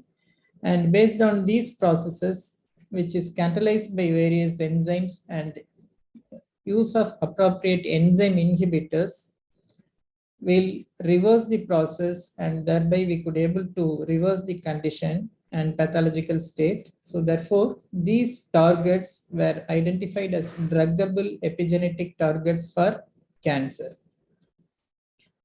So if we use appropriate epigenetic therapy, either as a monotherapy or in combination with other oncotherapeutic modalities, we could able to reverse this condition effectively. So therefore, epigenetics could be considered as the future perspective of oncotherapy and other diseases based on epigenetics. So coming in detail with respect to epigenetic modification, so there are 5 different aspects. Let us start with DNA methylation.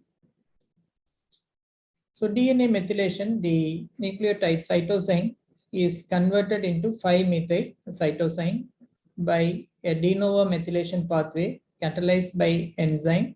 And similarly, the demethylation process is also happening, catalyzed by TET group of enzyme. And this is passive demethylation, and this is active. Similarly, the methylation, maintenance methylation is also happening in the same way. The cytosine is considered as active or in the open form and allows transcription, but when it is getting methylated because of these enzymes and cofactor SAM, it is in the closed conformation and transcription is off. So coming to the DNA methylation pathway in detail, so this is a cytosine which is converted into 4 other forms through these active de novo and passive mechanisms, which forms the basis of epigenetic basis of cancer through this writing, erasing, and reading cytosine methylations. So in case of healthy cells, we could able to see methylated repetitive sequence. But in case of disease cells, it is unmethylated repetitive sequence.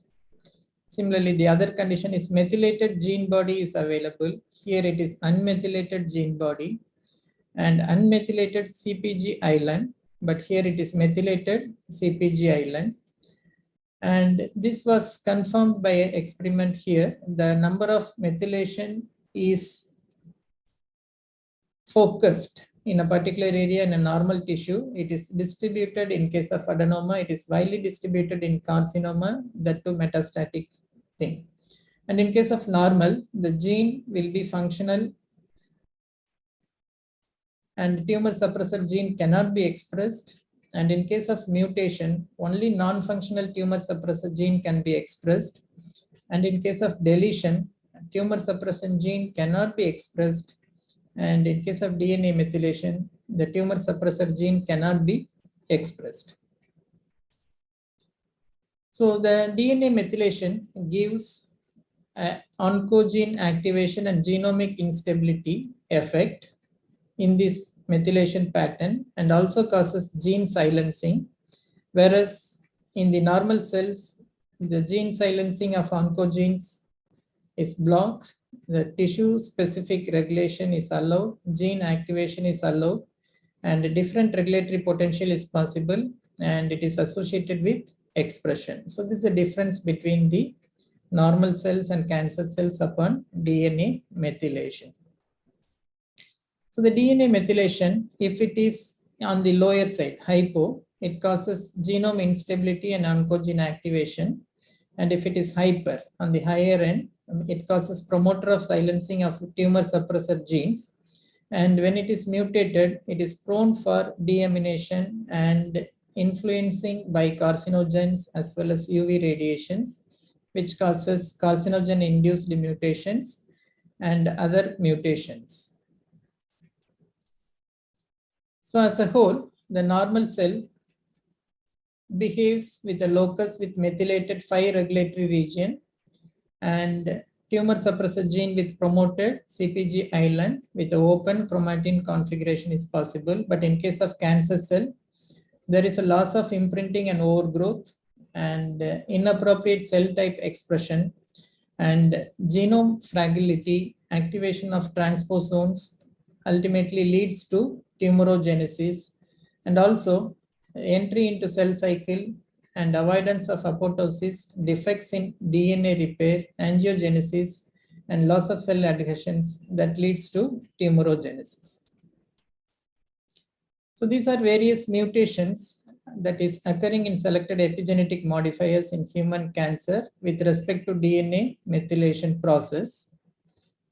And similarly, with respect to histone modification enzymes, and with respect to chromatin remodeling enzymes.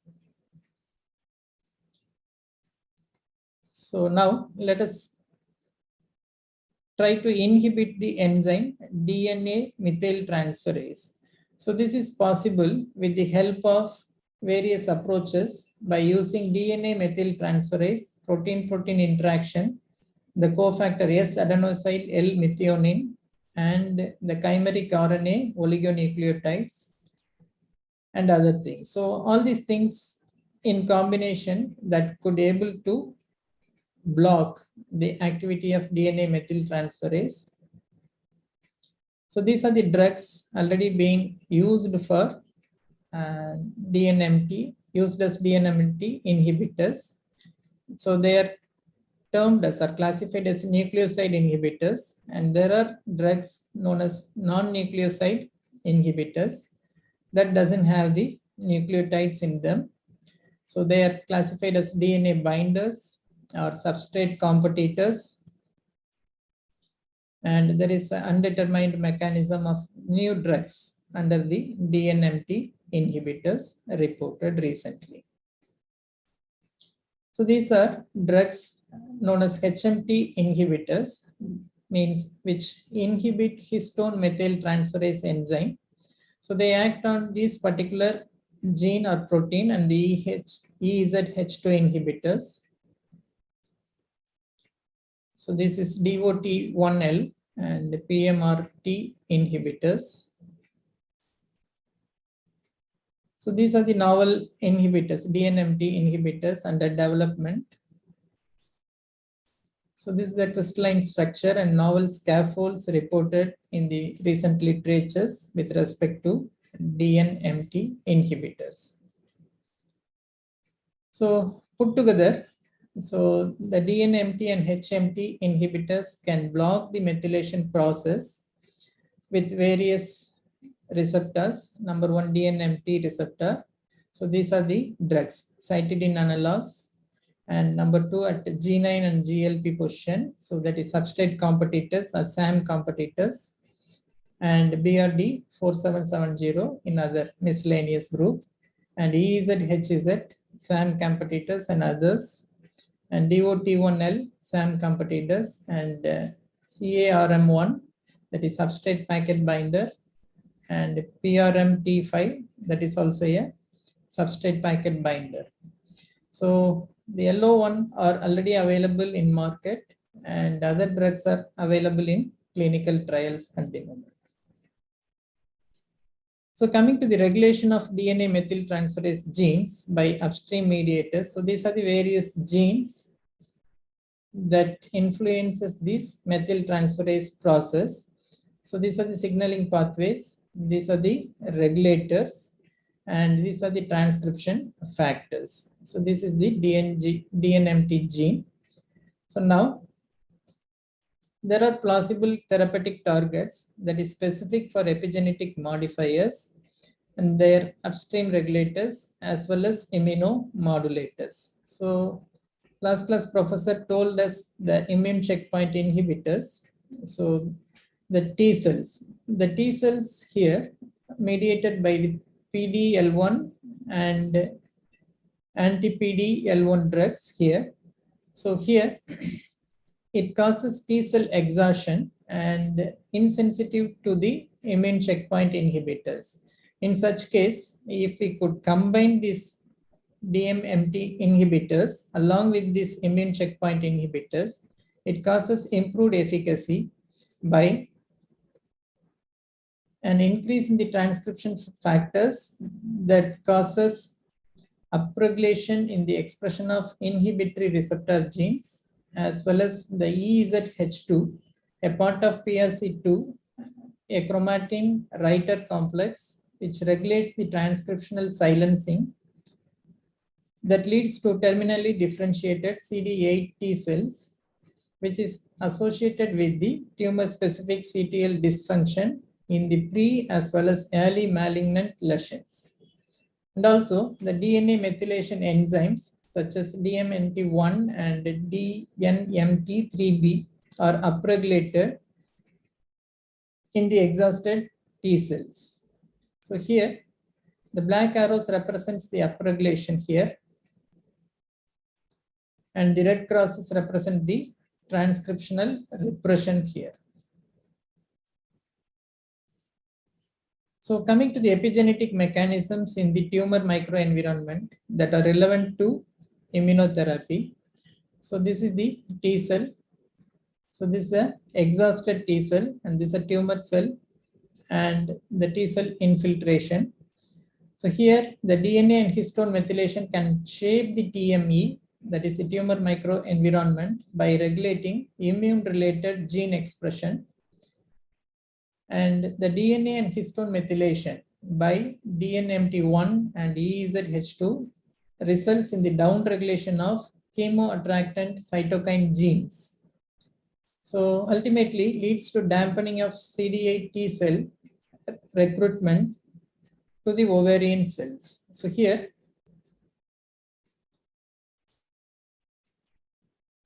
the red crosses represent transcriptional repression, and here the epigenetic mechanisms which supplements the cancer immunotherapy is provided. So here the molecular regulatory mechanism of DNMT inhibitors in increasing the sensitivity to the drugs is provided.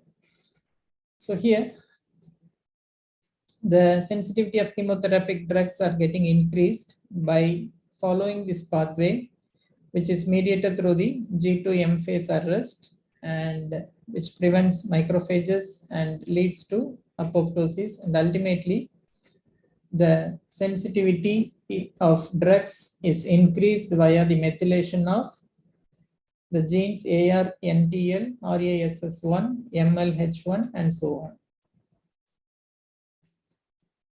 So here the regulation of DNMTI inhibitors on immune cells is provided here.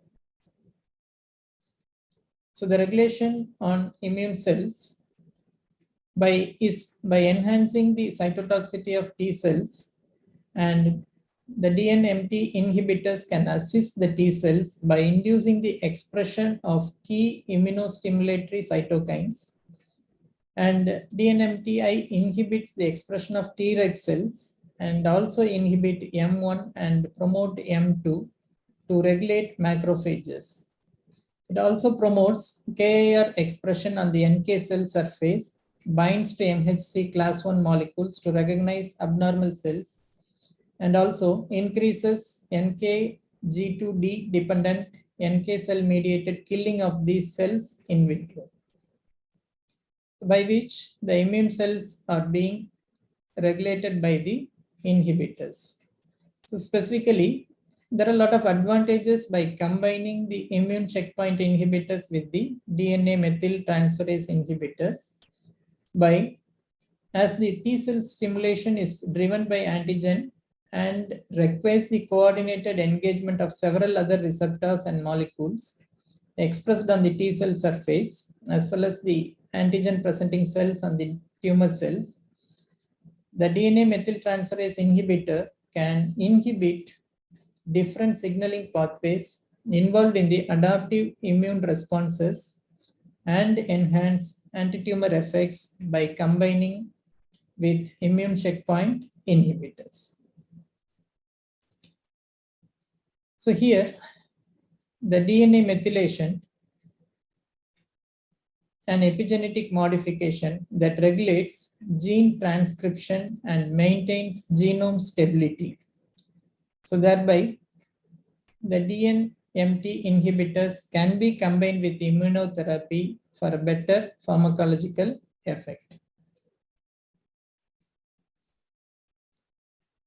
So here, it is related with the re-education of cancer cells towards visibility for immune attack. So there are a lot of things that are happening. IFN signaling genes are activated in response to DNA methylation that causes genomic defects in the immune checkpoint resistant tumors. And at the chromatin level, immune genes are silenced in a close heterochromatin state in tumor cells, and the addition of epigenetic drugs re-educates immune genes to become open and transcriptionally active. So thereby, the exhausted T cells learns to become active through re-education. So this happens at two levels. Number one, at the priming phase, followed by at the effector phase. So here, the anti-CTLA4 enhances T cell priming in draining lymph nodes by blocking the inhibitory CTLA4 interactions while permitting the co-stimulatory signals engaged. And the dendritic cells is also increased, and it is controlled by the Treg cells in a CTLA4 dependent fashion. So it causes DNA methyltransferase inhibitors increase the availability of tumor antigens. So therefore, facilitating priming of novel tumor specific T cell clones. In the other end, anti-PD-1 activates T cell at the tumor site, and its efficacy depends upon the presence of tumor immune infiltrate, including the CD8 T cells, but also CD4 T cells and antigen presenting cells such as tumor associated macrophages and dendritic cells. So antigen persistence and chronic inflammation causes tumor infiltrating T cells dysfunctional through epigenetic modifications and also convert T cells into immunosuppressive Treg cells. So there are a lot of clinical trials ongoing, that is for the screening the efficacy of epigenetic drugs with immunotherapeutic drugs, and currently at phase 2. So that is reported here in the journal Trends in Immunology. These are other clinical trials with epigenetic regulators and immunotherapy, or targeted therapy and immunotherapy. So few other drugs, and then followed by the histone. Professor has very nicely explained the architecture, the functions. So histones are the major structural proteins of chromosomes. So the DNA molecule is wrapped around the histone octamer which is named as a nucleosome. And this was assembled together with the H1 chain, and the solenoids are in turn coiled into a scaffold, which forms the chromosomal matrix. So numerous post-translational modifications occurs at these histone proteins in various chains, means at H1, H2B, H2A, H3 and H4. So these post-translational modifications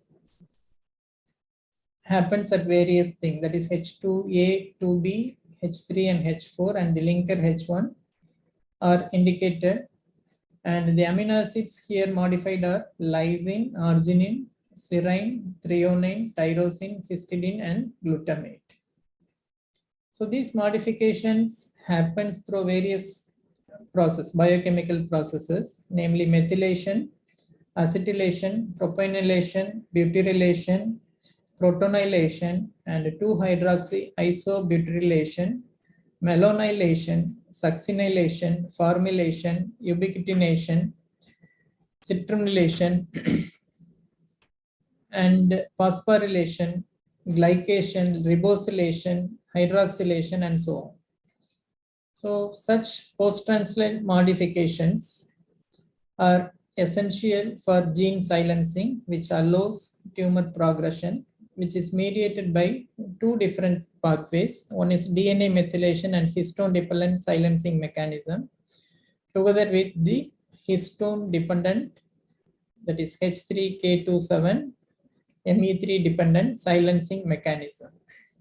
So this is recruited at polycomb group protein PCG, mediated through HDAC and EZH2, releases histone H3K27Me3, which supports the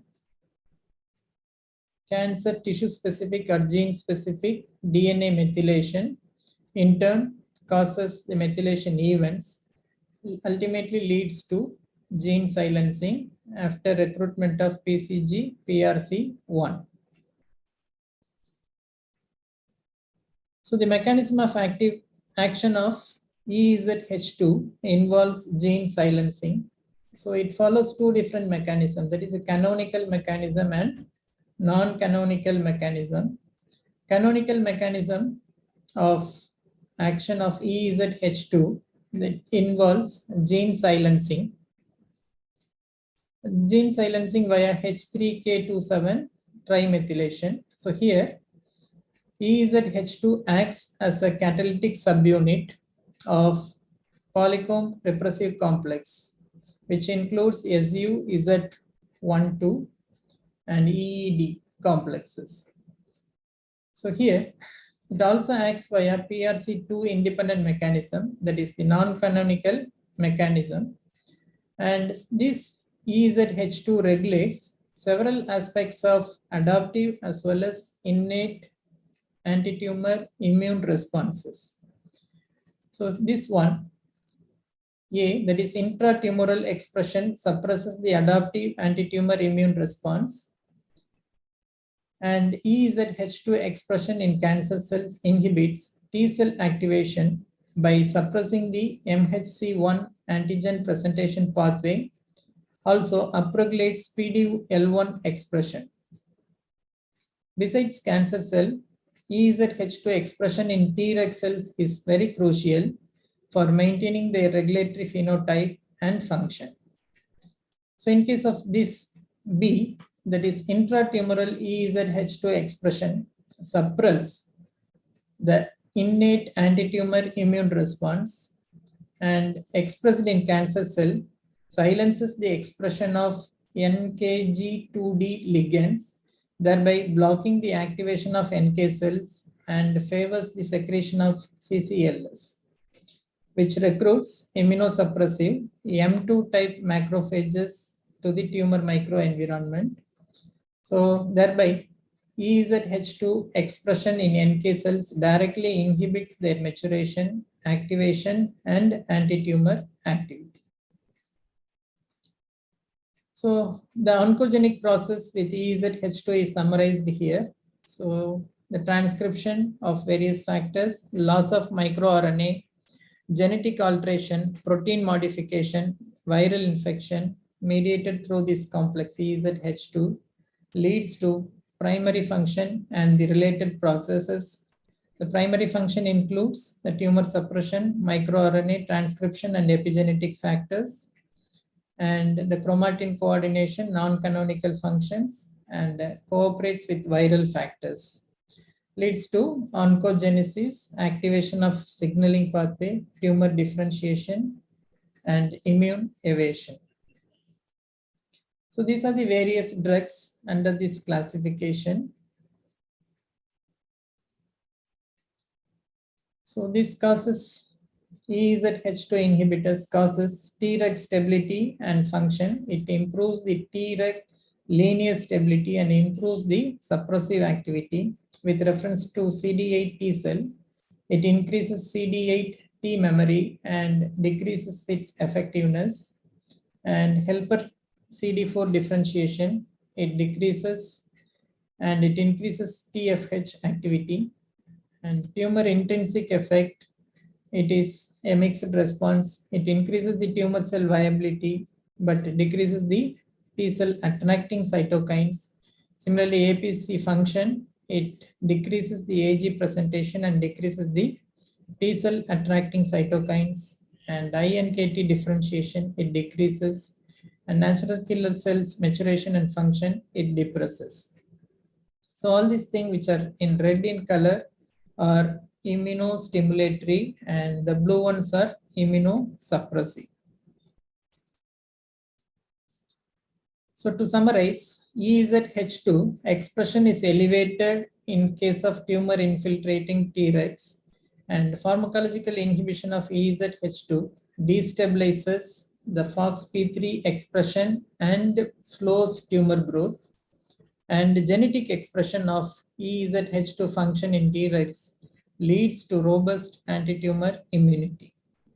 And blockade of EZH2 in Tregs reprograms the Tregs to gain pro-inflammatory activity.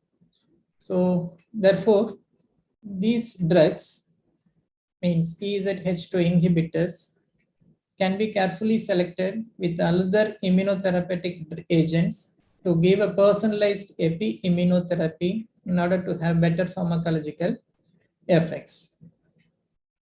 So the next one is about the bromodomain inhibition. So bromodomain recognizes the acetylation marks in the histone tails, which recruits transcriptional machinery and promoting target gene transcription, such as CMOIC. And these bromodomain inhibitors prevent interaction between the bromodomain and the acetyl group and causes downregulation of certain genes.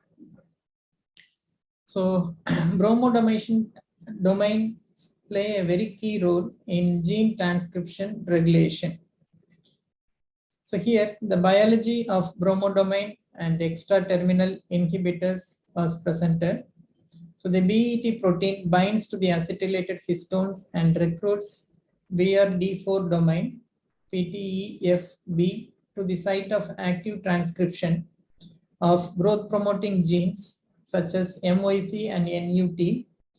So in addition, that is BRD4 independently recruits transcriptional activators such as NSD3, JMG-D6, CHD4 to further increase rates of transcription. And BET inhibitors block the initial binding of BET proteins to acetylated histones and therefore halts the transcriptional cascade of oncogenes. So this is the exact biology of bromodomain and extra-terminal inhibitors. So this is a structural overview of bromodomain and its binding segments for the potential inhibitors. So these are the prospective BET inhibitors under trials. These are the second list of BET inhibitors. And the current status of clinical trials is given here against specific tumor types. So these are the non-BET inhibitors, but acts at BAZ2A and BRD family of genes against some non-specified and specific tumor types. So these are the structures of non-BET bromodomain inhibitor molecules reported in the literature. So coming to the next one, the architecture of chromatin was very nicely described and taught by Professor. So here the DNA methylation is happening, the histone methylation and acetylation ubiquitination. This is post-translation modification of histones is happening. And the CRC family genes are getting modified. So this is the chromatin structure. So now the chromatin structural changes that is happening in normal epigenome will look like this, but in cancerous epigenome, it will be altered, that is hypomethylated, hypermethylated, and again hypomethylated. So this blocks the process of transcription, and this causes genomic instability, that is hypomethylated region, and activates oncogene, whereas in the hypomethylated thing, the tumor suppressor gene silencing is happening and genomic instability is occurring. So coming to the chromatin accessibility, so based on the modification, it either way becomes open or closed or accessible or not accessible. So in the first condition, chromatin undergoes post-translational modification. It opens and allows access of its sec regions, and in the reverse way, it prevents the access. And the second one is an active enhancer, and the third one is an active promoter, and the D is a closed or poised enhancer, and the E is primed enhancer. So like this, the chromatin restricts the access of transcription factors and modifies its function. Similarly, the closed or poised enhancer or primed enhancer, the next one is based on a stimulus. It is a latent enhancer. So by which the chromatin accessibility is regulated. In specific conditions of cancer, huge number of chromatic modifications occurs at specific regions, so which was listed here. So this is the misregulated language of chromatin modification in cancer. So the writers are MLL complex, PRC2 complex, and so on, HAT, and it is considered as paper that is oncohistones, histone variants, and chromatin remodelers. And in the chromatin remodelers and the gene transcription factors, which converts either on or off, is listed here, and various cofactors is also listed. So coming to the key writers, it is DNA methyltransferase 1, 3A, and 3B, EZH2, and DOT1L, and other epigenetic regulators and its related functions, and the drugs which blocks these key regulators was approved by FDA is listed here. With respect to writers and erasers or readers, movers, shapers, and insulators. So to summarize, coming to the writers, these classification, erasers and readers. So the biological outputs can be modification of transcription, DNA repair, apoptosis induction, pluripotency, and replication and modification in the cell site. Also, it helps in reprogramming the nuclear architecture. So the somatic cell looks like this, which can be developed into anything, but the cancer cells will have a different architecture, but a differentiated shell will have a different architecture based on the methylation and gene activity. So finally, the chromatin remodeling is based on the remodeler factors that recruits in presence of or governed by RNA, which creates modification at the DNA level and at the nucleosome level, ultimately causes repositioning or eviction or dimer exchange. So put together forms the basis of oncotherapy. So various epigenetic regulators approved by FDA and its current clinical trial phase based on the group of regulators is presented here. And the conformation of chromatin can be open or it can be closed based on the acetylation process influenced by the HDAC enzyme and the HAT enzyme. And when the process is inhibited by HDAC inhibitors, so these modulations can be manipulated. And these are the various classes of histone deacetylase family proteins, and it causes the decreased proliferation, migration, and increased apoptosis and increased cell death in biological cells. So the enzymes, the corresponding size, the chromosomal size, and its location is given here.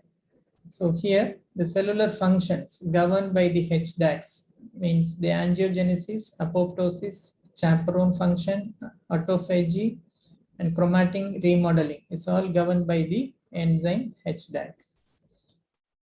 So it is all overexpressed in most of the tumor variants. And coming to the mechanism of action of HDAC inhibitors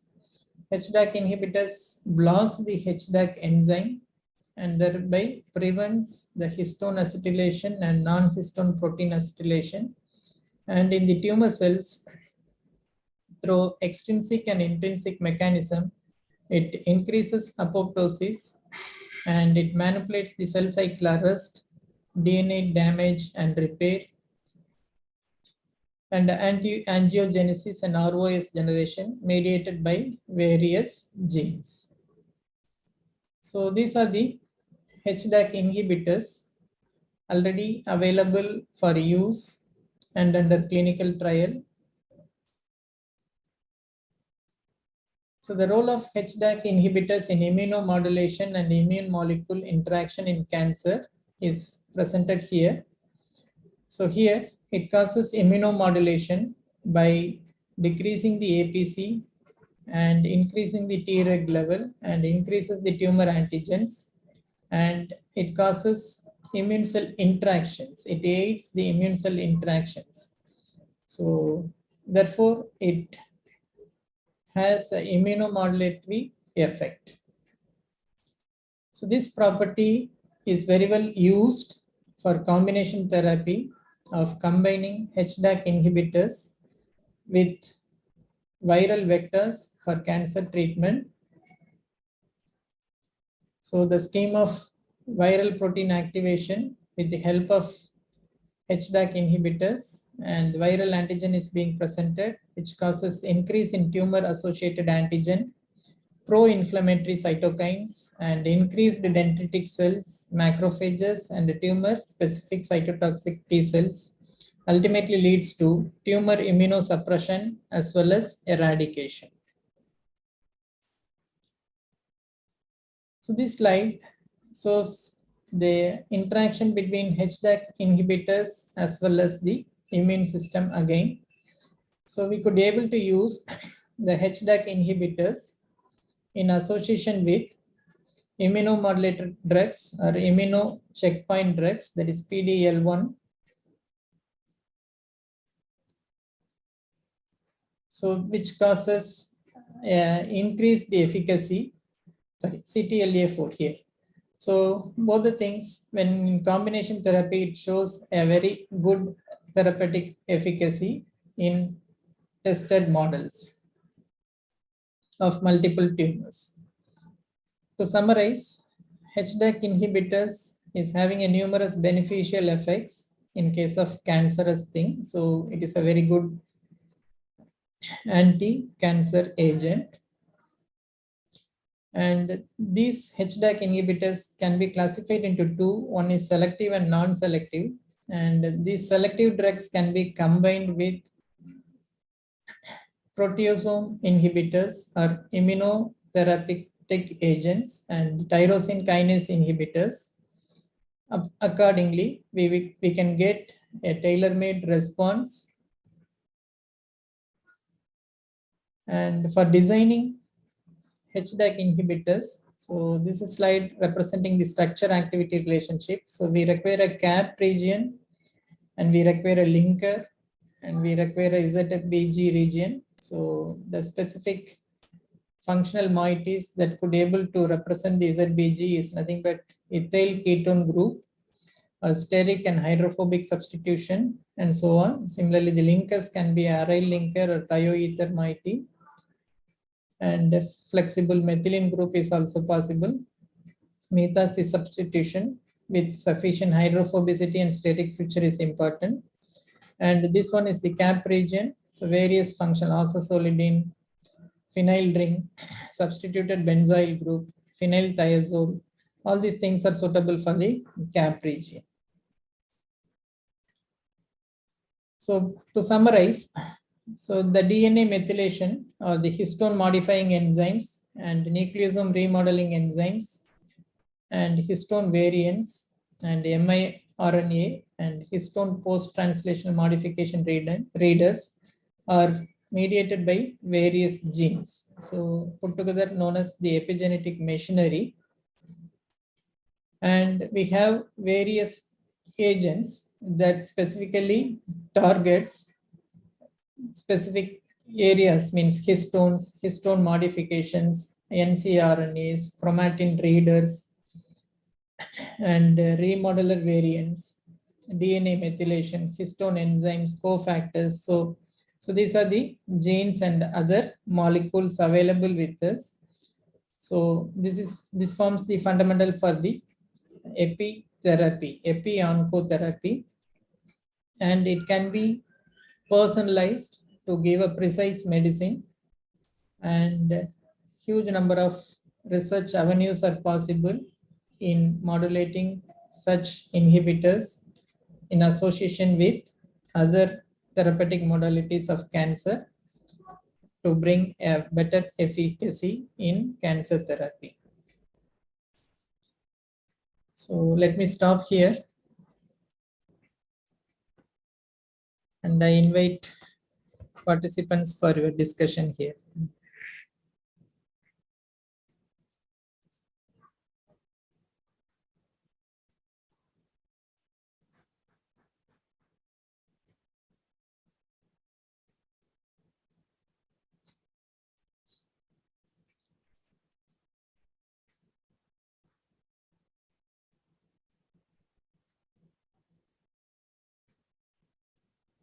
Is there any questions, please?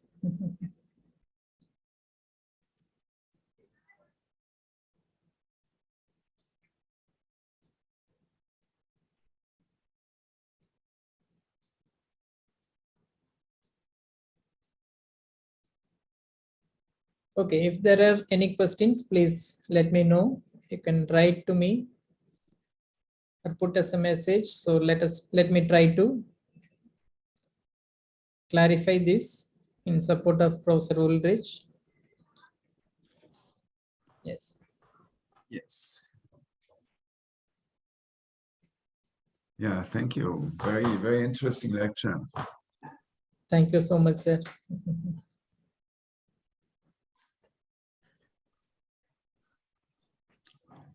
And we see in 10 minutes at 1 so it's when for me it's 1 o'clock. I have asked my colleagues to join us. Yes, sir. Yes, sir. I will wait. Okay, so we will have 10 minutes break, okay? Oh, okay, sir. Okay. Thank Great. you. Thank you. Thank you. Who is participating on your side? Is it only you or will others I participate? have invited a few professors from other universities. Professor Prem Kumar, Professor Madan from Bharatidasan University, and Professor Suresh Kumar from VIT. But they have not yet confirmed me because they have some classes and other thing. Oh yeah. Okay, I see. Let us see. Okay, then see you in 10 minutes, okay? Okay, sir. Okay, okay. Bye-bye.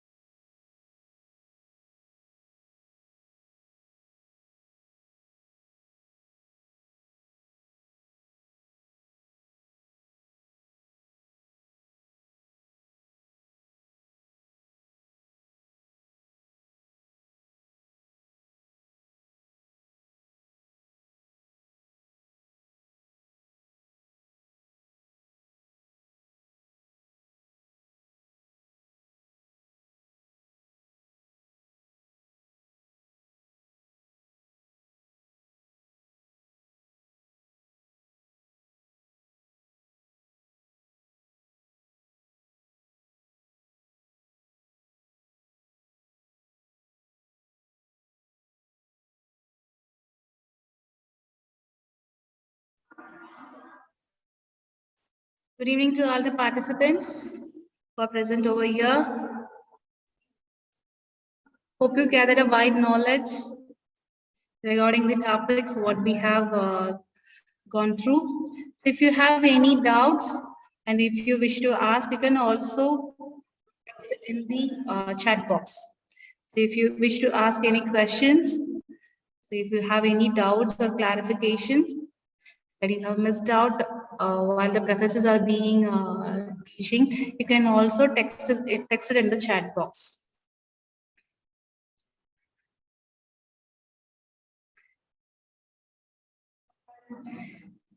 So now we are progressing to the discussion forum. So the eminent professors, distinguished professors from many universities are going to join now. So this session is opened up for discussion. Participants, so you are kindly invited to be ready with the questions. Another session is going to be open for discussion in collaborative works between our universities and the University of Genova, Italy. So if you have any queries or if you have any ideas, please be ready with that. In few minutes, eminent professors will be joining with us. The Professor Alessandra Puliro from University of Genova, Professor Santina Bruzon, Professor Luisa Franco, and Professor Sveva Bolini are about to join with us in few more minutes. The participants are kindly requested to interact with them. You can switch on your webcam while you are interacting.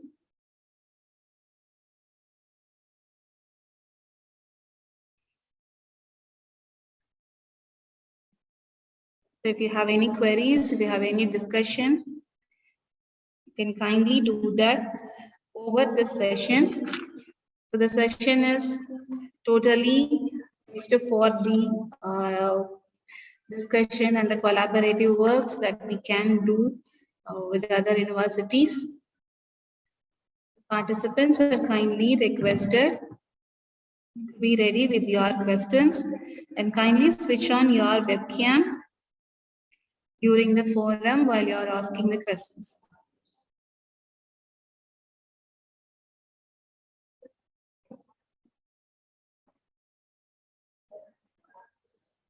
The discussion forum will be started in a few more minutes.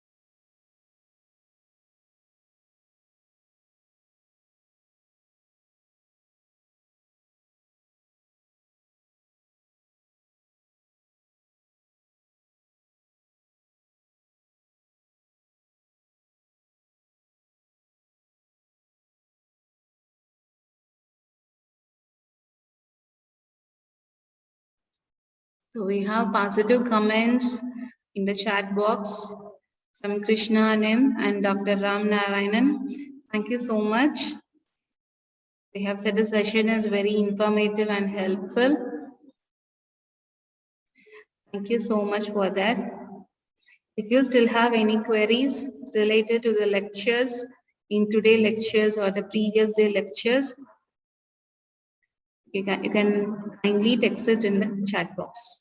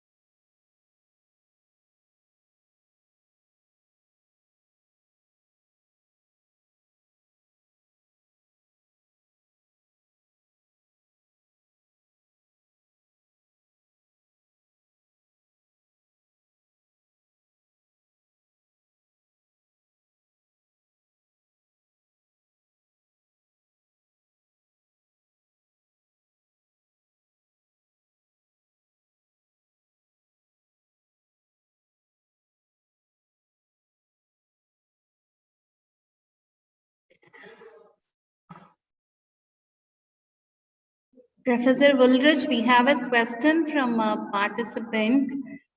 Could you please answer to it? Sir?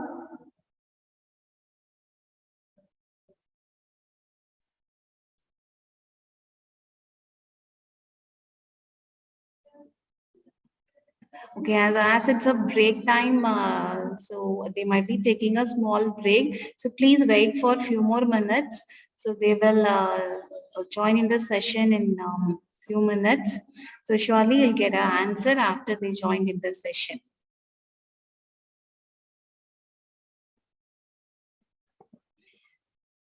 All the professors are about to join in the session.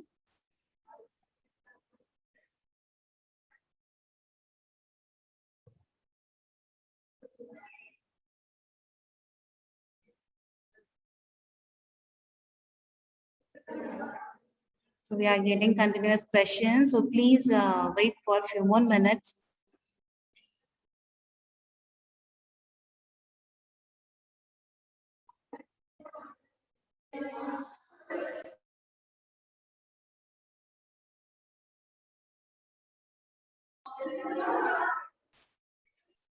We are waiting for our eminent professors and distinguished professors to join with this.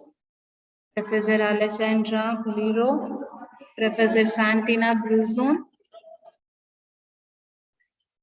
Professor Sveva Bolognese. As Professor Sveva Bolognese joined with this, so please wait for a few more minutes for other professors to join.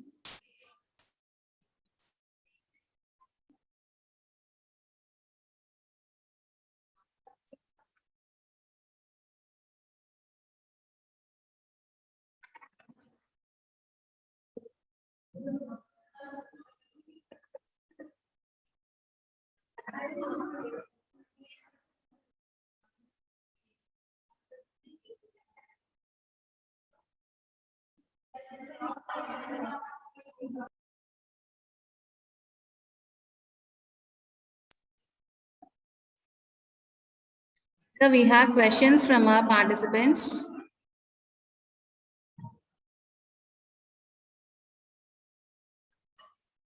So they have asked, what could be the major target for breast cancer?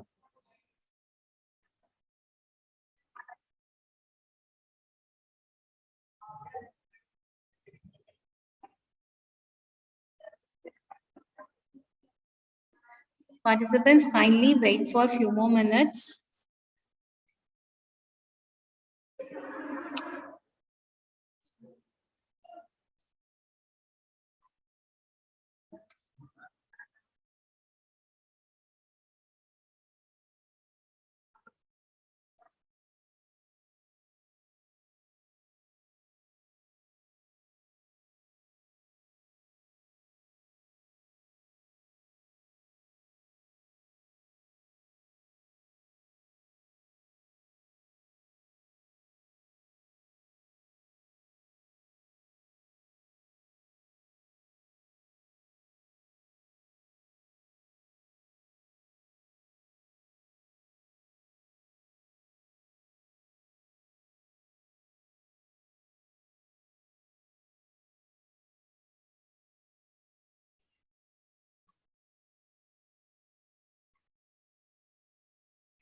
Good evening, everyone, once again.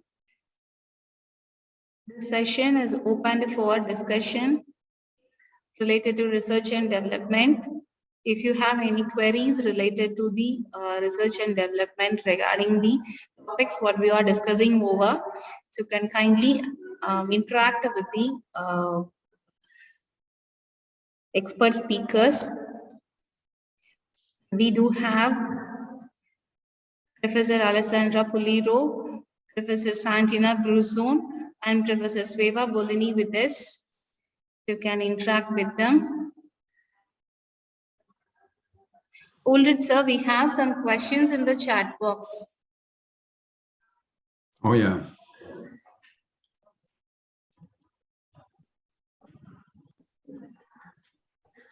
Well, okay.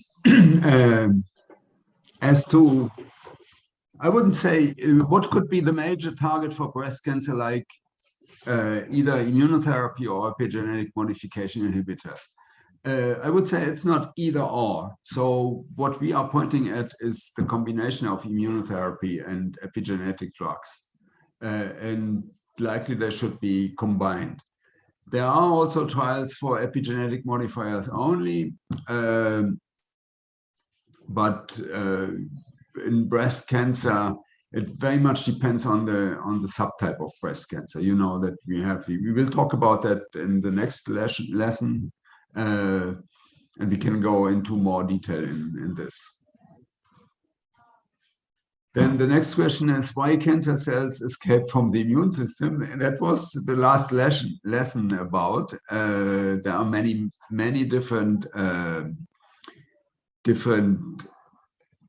aspects of immune escape, starting from tumor mutational burden. If there are not so many mutations, the chance that any of this mutation will be presented as a neoantigen to the immune system is low. And then you have all the processes of immune checkpoints that we discussed, and T cell exhaustion and so on. There is one specific slide where all the different ways of immune escape are listed. You should go back to that. Can HDAC inhibitors be good targets for all types of cancers? I would say no, because in some cancers they have been tested and they didn't work so much. Essentially, no drug is for all cancers. And I think that's true also for HDAC inhibitors. What are the drawbacks of immunotherapy in cancer? Well, we talked about autoimmune events during therapy that can be controlled today, so it's not a real problem. The drawbacks is again that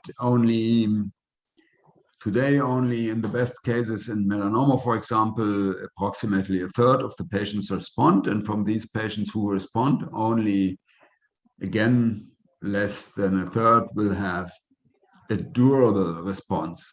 So, and very few patients are really cured by the therapy. So there is still much to be done. But if you compare immunotherapy to other therapies for metastatic cancers, it's essentially the first time that we obtain complete cure, that we contain disappearance of metastasis. No? So far, metastasis therapy always had the aim to prolong life with metastasis, not to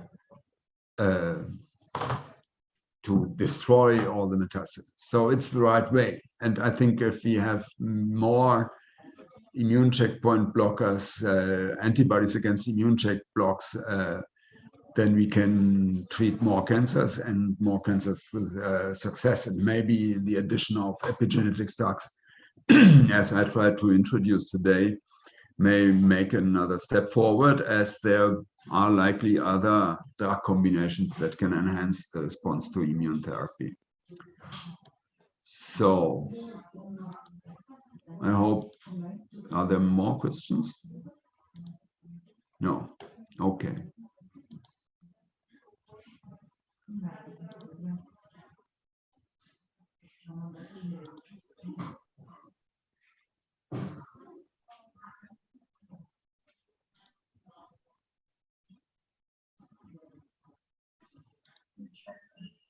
So we have another question. Yes. So we know that cancer is silent killer, especially uterus cancer. So how can we identify any type of cancers? So what we patient can start? Yes, that's again a question to early detection. You know that for many cancers we have protocols for early detection, mammography, colonoscopy, and so on. But that still detects the cancer when it's approximately about. So it must be differentiated, because mammography, for example, finds cancers that are 0.5 centimeter in diameter, and normally it just anticipates diagnosis. Colonoscopy can also remove polyps that are not yet cancer, so it's real prevention. But the question is more to detection of in stages where there is no clinical sign of the cancer and where there is no cancer that can by any means be detected. And I think that's a hope for liquid biopsy, but it's difficult for the detection of metastasis, and it will be much more difficult to use it for screenings. So I'm not sure whether this will work out. So the real answer to that question is that I don't know, and I'm not sure that there will ever be methods to really find cancer cells when they are still very few.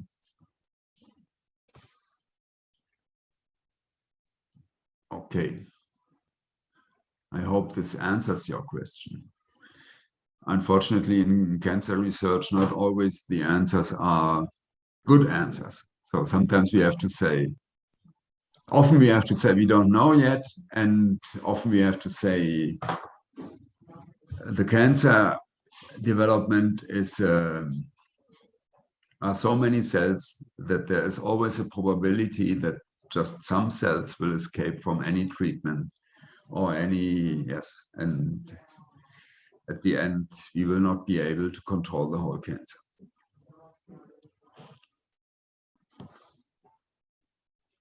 So, have my colleagues from Genova University connected?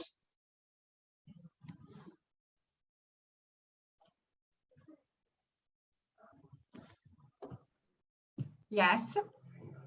Okay, so okay, we are. great.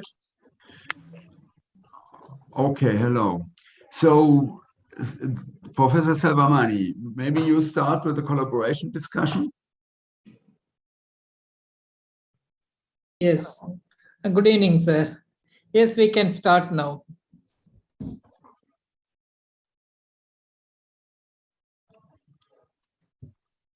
Okay, you suggested the collaboration session. I have looked a little bit in what we have in Italy. There is a program for collaboration between India and Italy by the Ministry of Ministry of Research and Technology. Okay. At the moment, it has no calls open. But I hope there will soon be, because I think they have been closed during the pandemic. And once we can say the pandemic is over or is under control, I guess that there will be again calls for collaboration projects. The collaboration in this program that you can find, you should have a similar, we find it on the internet site of the Italian Research and Technology Ministry. You should find it on the internet site of the Indian Ministry. It only finances exchange of researchers, so no money for the project itself, and the selection is highly competitive, which is clear because, I mean, India is extremely large. you are so many that Yes. that there is many possibility for collaboration. So many Italian researchers will ask for collaboration. So we should develop a nice project. It must be a real collaboration project where essentially one part is done in India and one part is done in Italy. And the program only finances the exchange of personnel for up to 3 months. I'm not aware of other collaboration programs between India and Italy, which is a pity, but it's so. And I can only say that from my institute, we are big hospital, at least for European dimensions, we are big. I don't know, in India, maybe the hospitals are even bigger. So we have 1,000-something beds in our hospital, and we have a relatively large research division, which is specialized in oncology and neurology. So we can essentially, but we can have collaborations in other specialties too. But that are the two that are recognized as excellent in our institute. Okay. And we have the possibility to accept foreign researchers under the condition that they have a master degree. So we cannot accept foreign students in the hospital. We can at the university, but not in the hospital. And we can also, we have often calls for fellowships, and those are essentially open. They might, I have to check whether they require, but once you win, you need a staying permit. But that once you have one, you can obtain a staying permit. Yeah, that's it. That's let's say the part of what can be obtained. Those the practical ways to get into collaboration with the exchange of personnel. And maybe my colleagues from university can speak a little bit more on the university courses that are open to foreign students and PhD students. Yes, madam. Good evening. Sveva, would you like to start? Yeah, I'm happy to. So, I mean, good evening, everyone. Here is still after day. Sir, let me. Sir, one question. I want to ask one question, sir, please. Myself, Dr. Ramnaran Prajapati. Pardon me, I didn't. Yeah. I didn't get your point. Can Yes, you repeat, sir. please? So many people, sir, never get tobacco or smoking, even that they suffer from the cancer or get cancer. What is the reason behind this? And many, sir, please. And some people continue to take up to the end of life tobacco, smoking, but they do not suffer from cancer. Why, sir? Yes. Essentially, we address that in one of the next lectures on cancer prevention. But I would ask you now to not to ask questions on the lectures, but just let us speak about collaboration. So, because my colleagues from university, they don't have participated in the lectures, and they can't respond to that. Now, please, right now, we can talk in the next lecture on all the questions you have, and you can also send them written, so okay. I can reply to them next time, okay? Okay, sir, thank you. Go ahead, Sveva, please. Okay, shall we go ahead? So let me just see if I can share my screen. Yep. Okay. Yep, so you should be able to, see my presentation. Let me just move this tiny thing here. So again, hi everyone. This is Professor Sveva. I'm from the University of Genova in Italy, where this little, let me just put my pointer on, where this little red arrow is pointing. So our uni is actually running quite few interesting PhD programs, or PhD school as we name them in Italy. One of these is the PhD school in biotechnology and translational medicine, which is from the department I'm from, which is the Department of Experimental Medicine, whereas my colleague, Professor Santino Abruzzone, is gonna talking about a master degree, let's say school or course in biotechnology, as well as the other PhD school in which our department is involved. So just to give you a very brief overview of what we do here and what actually people can get access to, providing they have a Master of Science degree in biomedical, let's say, topics. The main aims of our PhD schools are actually few, but all of them are mainly focused on training young researchers who are going to be able at the end of the course to literally translate whatever are the basic science finding from the project into the clinical scenario, meaning that this PhD school is really focused, is really driven towards fostering an interdisciplinary approach. This means that basically the PhD candidates or students who are enrolled are going to develop, of course, all the, let's say, methodological or technical expertise in order to develop their own research project. But this is not just about that, because our school, our PhD program is also really keen on nurturing the student or the candidate soft skills to really be developed. So that at the end of the, let's say, training, or at the end of the 3 years, which is usually the average length of the program, the person, the candidate who's going to defend their thesis are not just going to be, able to carry on basic research, aiming to translating that into the clinical scenario, but also to manage properly any kind of research program. So a big chunk of our activities are also addressing not just soft skills, but mentoring activity. We have a very well-defined schedule of lectures given by different professors who are part of the PhD school. And this lecture can basically span from technical aspects like stats or imaging techniques up to how to write a grant proposal, how to present during meetings, how to submit abstracts, and so on and so forth.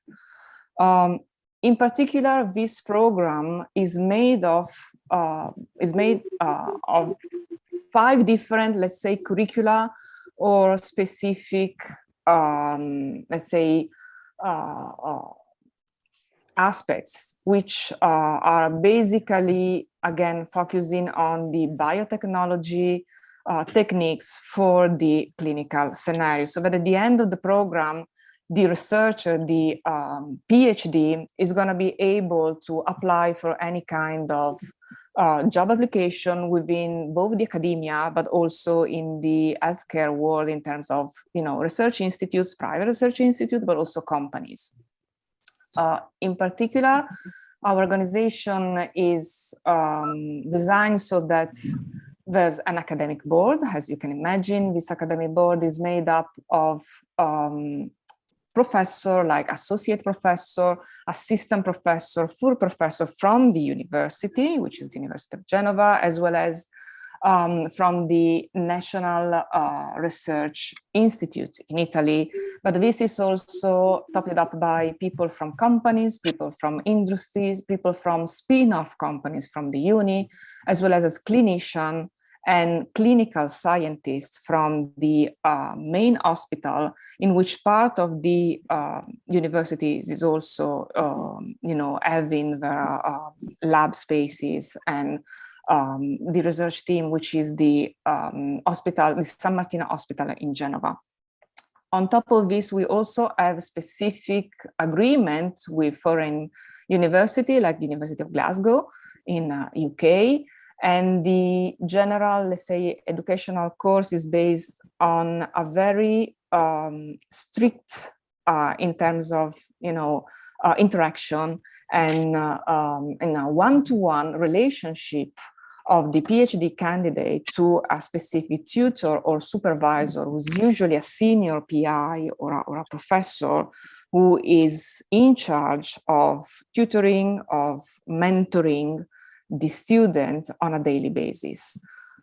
Candidates, of course, need to report to the academic board quite regularly, and especially once a year, they need to provide a general summary of their main findings. So to be able to continue in their training is like having, probably you're more familiar with the UK program, in which the PhD course is divided into an MPhil, and then once that the person is getting halfway from during the program, can be a PhD candidate. So we have something really similar, which is ruled by these regular assessments. The curricula in particular are 5, as I just said, and they are mainly addressing these specific topics. So we have a bioimaging curriculum, which is based on imaging from any kind of application you can think of. So we have molecular bioimaging, we have biomedical imaging, computational imaging.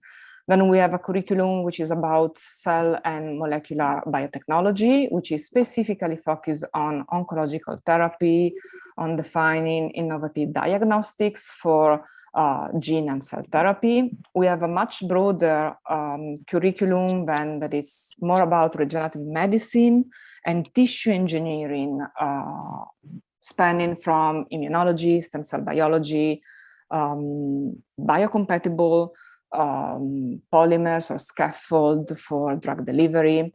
We have then a very specific clinically oriented curriculum, which is defined as translational surgery, in which different aspects of the surgical programs are addressed in terms of improving diagnostic and therapeutic strategies. And then we have a precision medicine curriculum, which is the one I am the, let's say, representative of within the academic board, which focuses on the development of theranostics and innovative therapeutics for, let's say, chronic or degenerative disease, aging disease. Again, we also consider cancer biology, if can be something of your interest, I suppose, as well as paracrine therapy for degenerative disease or, let's say, ischemic-based or inflammatory-based disease like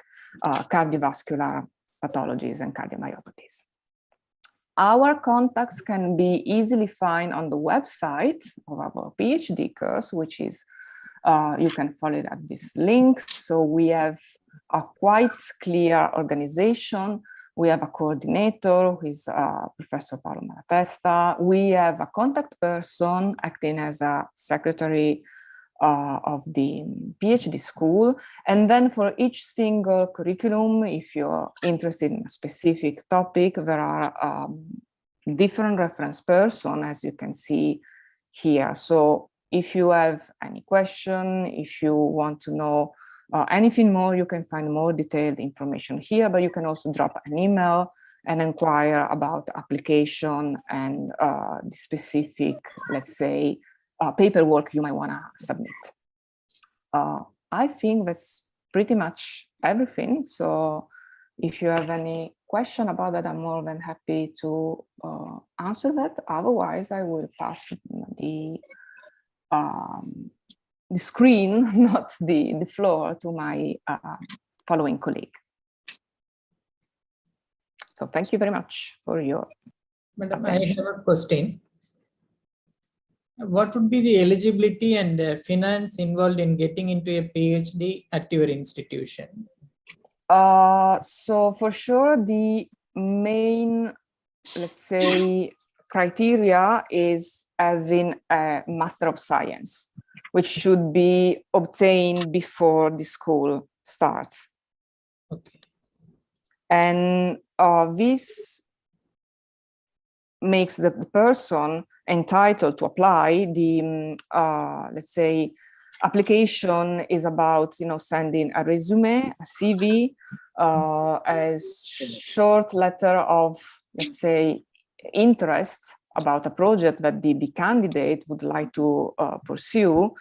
The examination is going to be a classic, interview So if people coming from abroad, this can be arranged online. And from the, let's say, economical point of view, our institution, like our university, provides a fellowship, which is about, enough to cover the living cost and everything here in Italy for 3 years.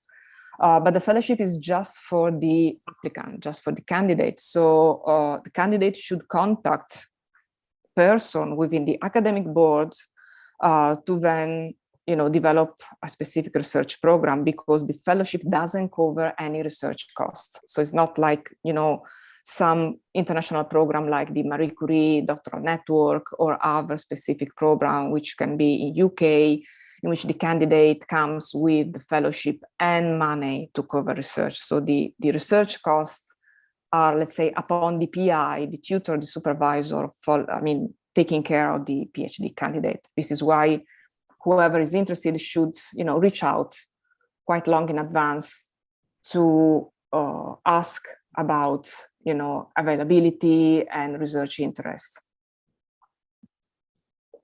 I would like to have some questions from the participants.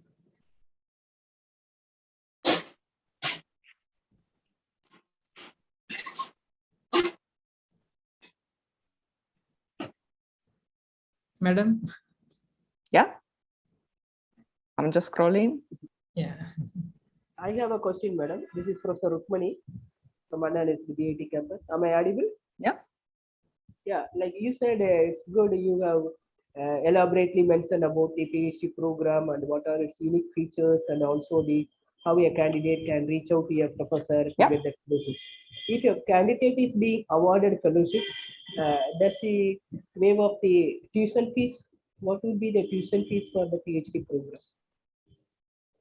Sorry, what do you mean exactly? Is there any tuition fees, like course fees, something like that? You mean any cost?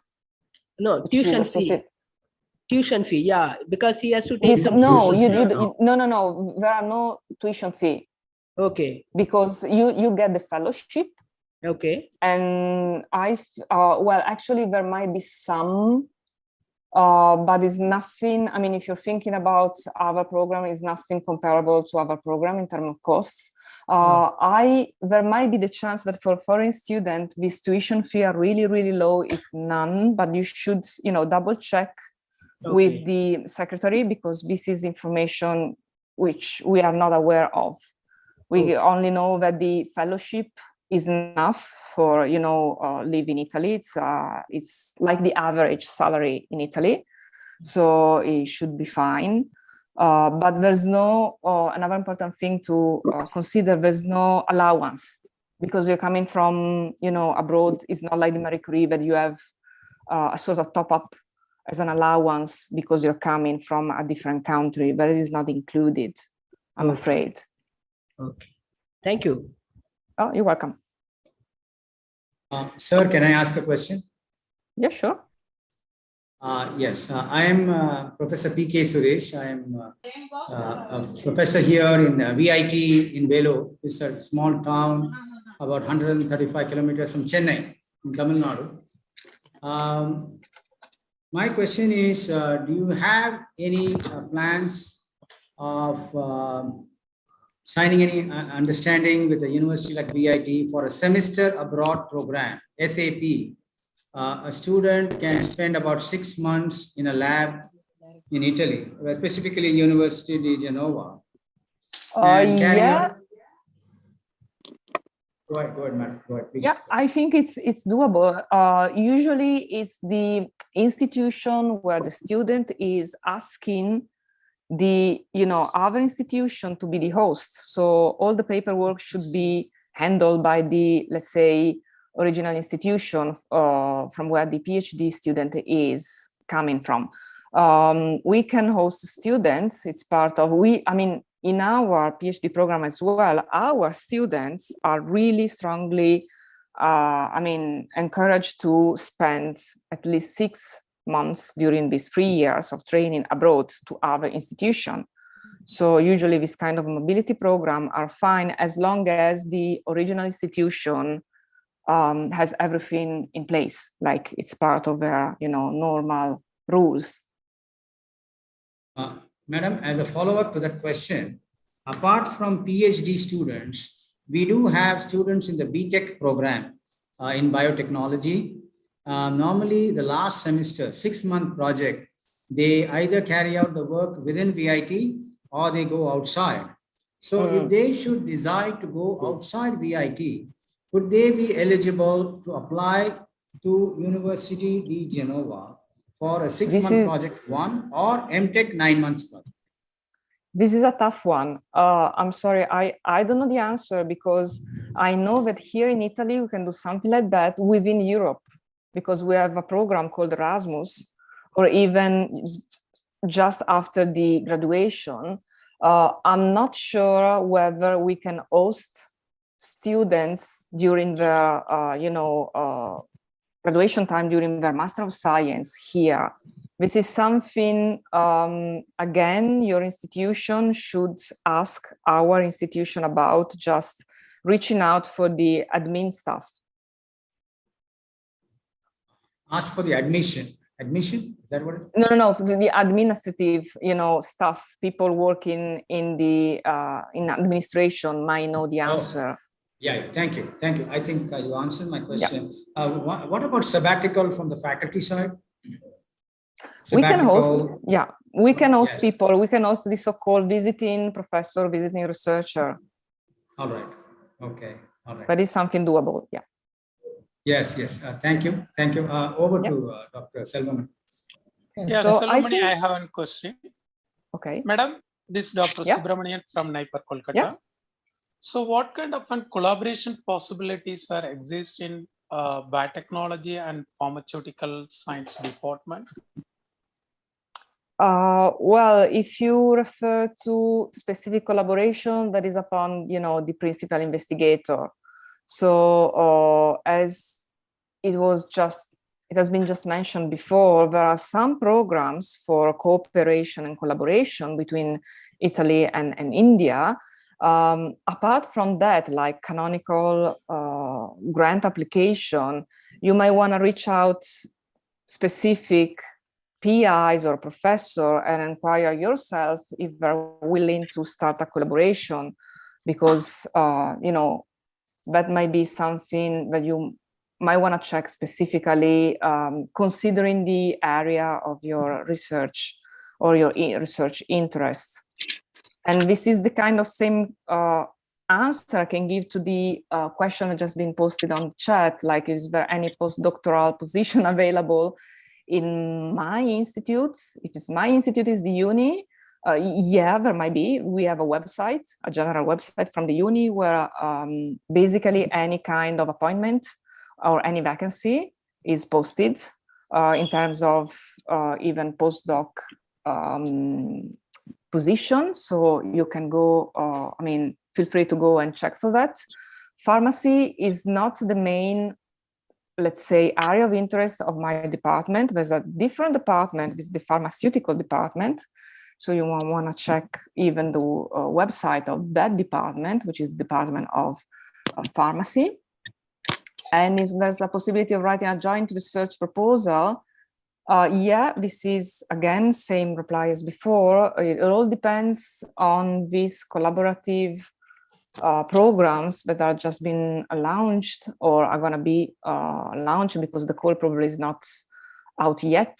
So the moment there's a call in which a host institution from Italy can present a research proposal with a with a research institute from India, everything, I think it's doable, as long as the PIs do agree on whatever they want to work together on. Yeah, thank you, madam. So I have one more small clarification. When we'll be asking for this kind of collaboration, how these your professors or PI will evaluate our credentials to have that interested to have the collaborations? What the criteria generally they will evaluate? from Well, your the thing, scientist perspective, I like to have some information. yeah, well, it all depends on the specific call. You know that each call has specific criteria, which might be based on having a triage on the PI's resume or on the PI's or the co-applicants. It depends. Sometimes it's just the PI, sometimes it's the whole team. Let's say main parameters in terms of publication, in terms of citation, in terms of that kind of, let's say, values that can be used to judge and to give a score to the research team. So it's all about the specific call that you are applying into. So there's no general rule, I guess. Okay. Thank you, madam. Thank you for your report. Madam, excuse me. Again, Rukmani. Yeah. Yeah. You said you have some program really good visiting professorship or visiting scholars programs. So these are the programs funded by your own university, or you have a kind of a council at the country level to award these fellowships? Especially No, for sorry. visiting.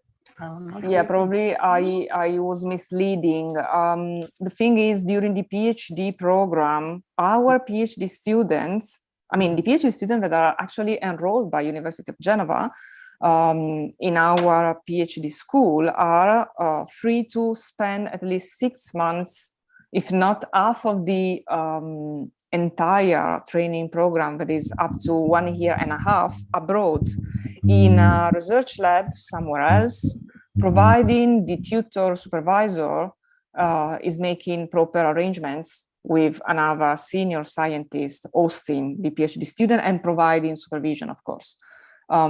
So this is part of our PhD program, which is basically is not because our PhD school is the only one doing that, but it's a general rule within our uni. Each PhD school has this kind of, can offer this kind of mobility, let's say, option.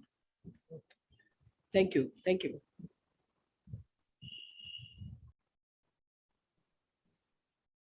Any other participants, please? Selvamani, whether that University of Geneva has MOU with Anna University? Sorry, I didn't check. Let me check. Revert back to him. Oh, it's me, Selvamani.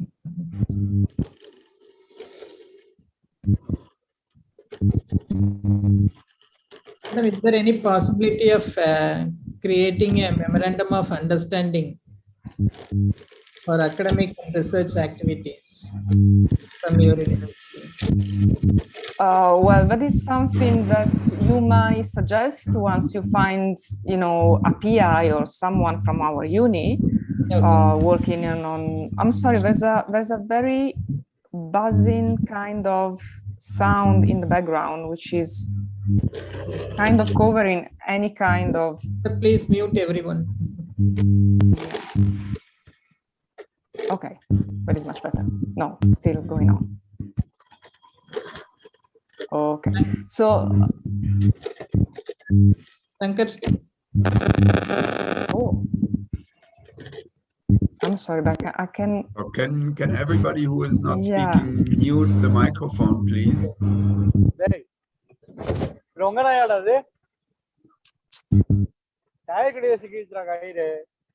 Mr. Karthik, please mute your mic.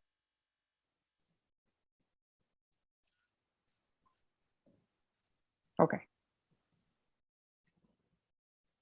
Much better now. Yes. So can you please say it again? Yeah, it is regarding establishing a memorandum of understanding regarding academic and research activities between an Indian university or with Anna University. So what is the procedure? How do you feel about it? Means, please guide me. There is a paper, like there is something related to massive amount of paperwork that is usually upon, you know, the, again, administrative staff within the two institutions. So you should first check with your institution, which is the main, let's say, a program and how things works, and then reach out to someone from our uni and see if the thing can be set up. Because I'm pretty sure there will be legal aspects involved and everything. And this is something that is, I'm being really honest, this is something that is completely out of my league. Like I don't know much about it. Okay, okay. And is there any chance of having a faculty exchange program, maybe a short-term or long-term, exclusively Italian fellowship or Italian grants, not in association with Indian government, because we have very few such programs? I don't know, again, sorry. I know for sure that we can host visiting researcher, visiting professor, not sure whether if during this like kind of visiting time they are supposed to be lecturing, or they just can, you know, spend time in a lab focusing on research. I'm pretty sure that is probably more the latter than the first, in the sense that if you're coming here as a visiting researcher, you might be suggested to run your research activity in a host lab. Not sure you're gonna be able to have access to our lecturing program, because usually our lecturing program is quite well scheduled, very long in advance. So it's not like we can, you know, swap lecturers for during the different courses or classes. So if you're coming here as a visiting, let's say, researcher, you should do that because you're carrying on research as first aim, not just to come here and, you know, be a lecturer and doing lecture here. I don't think it's very feasible from that point of view, which I understand is not something, I mean, it's usually something that can be done in our uni abroad, but not sure if that is feasible here. Sorry. Can we have some kind of remote collaboration? Because there are few gaps we are facing with the respective. I think so. Okay. So some sample analysis in collaboration with you. Yeah. That is standard collaboration, isn't it? So, I mean, okay. I mean, everything that is about sending stuff via, I don't know, any kind of mail service, it should be fine, providing that, you know, custom whatever is not slowing down or, you know, getting everything lost. Okay. Any questions from the other participants?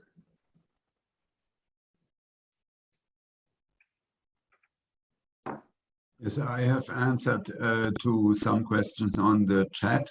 Yes. Just giving the links to the internet sites where you can find further information. And speaking on joint research projects, it's always possible. You just have to find your soulmate in our university who has a similar project, or who has expertise you need in your project, or who needs expertise you can deliver. Then it shouldn't be a problem to write joint research proposals.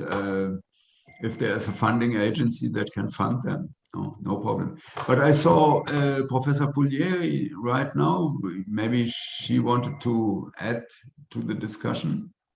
Yes, please.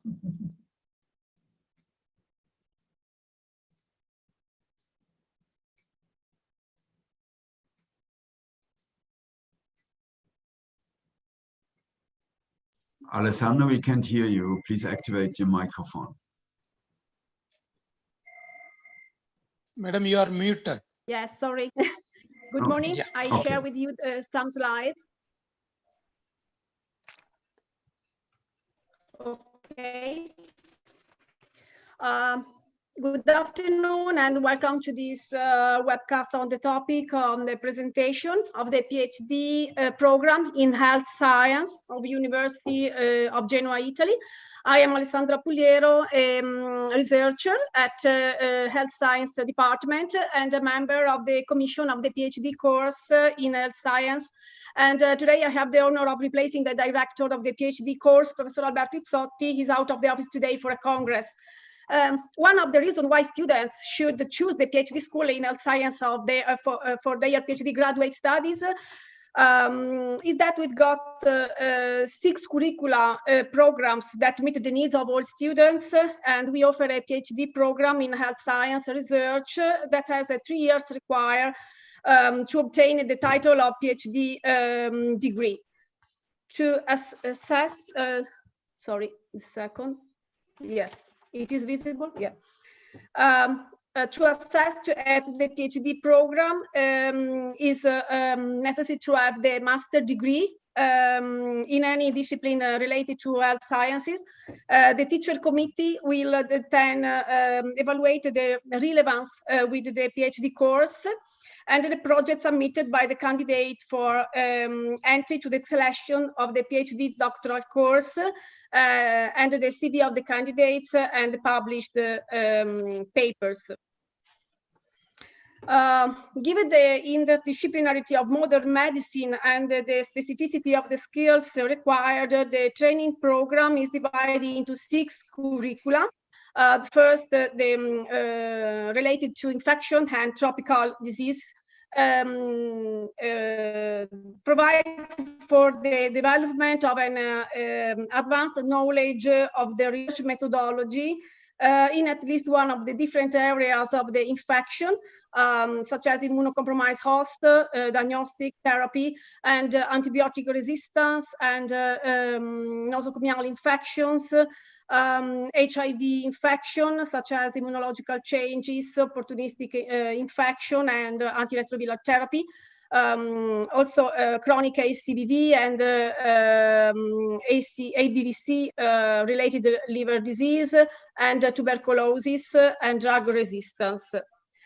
The second curricula regarding the epidemiology and vaccination prevention, applied vaccinology with particular reference to vaccine and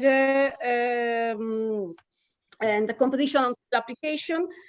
Study vaccine will be related to infective diseases with particular reference to measles, rubella,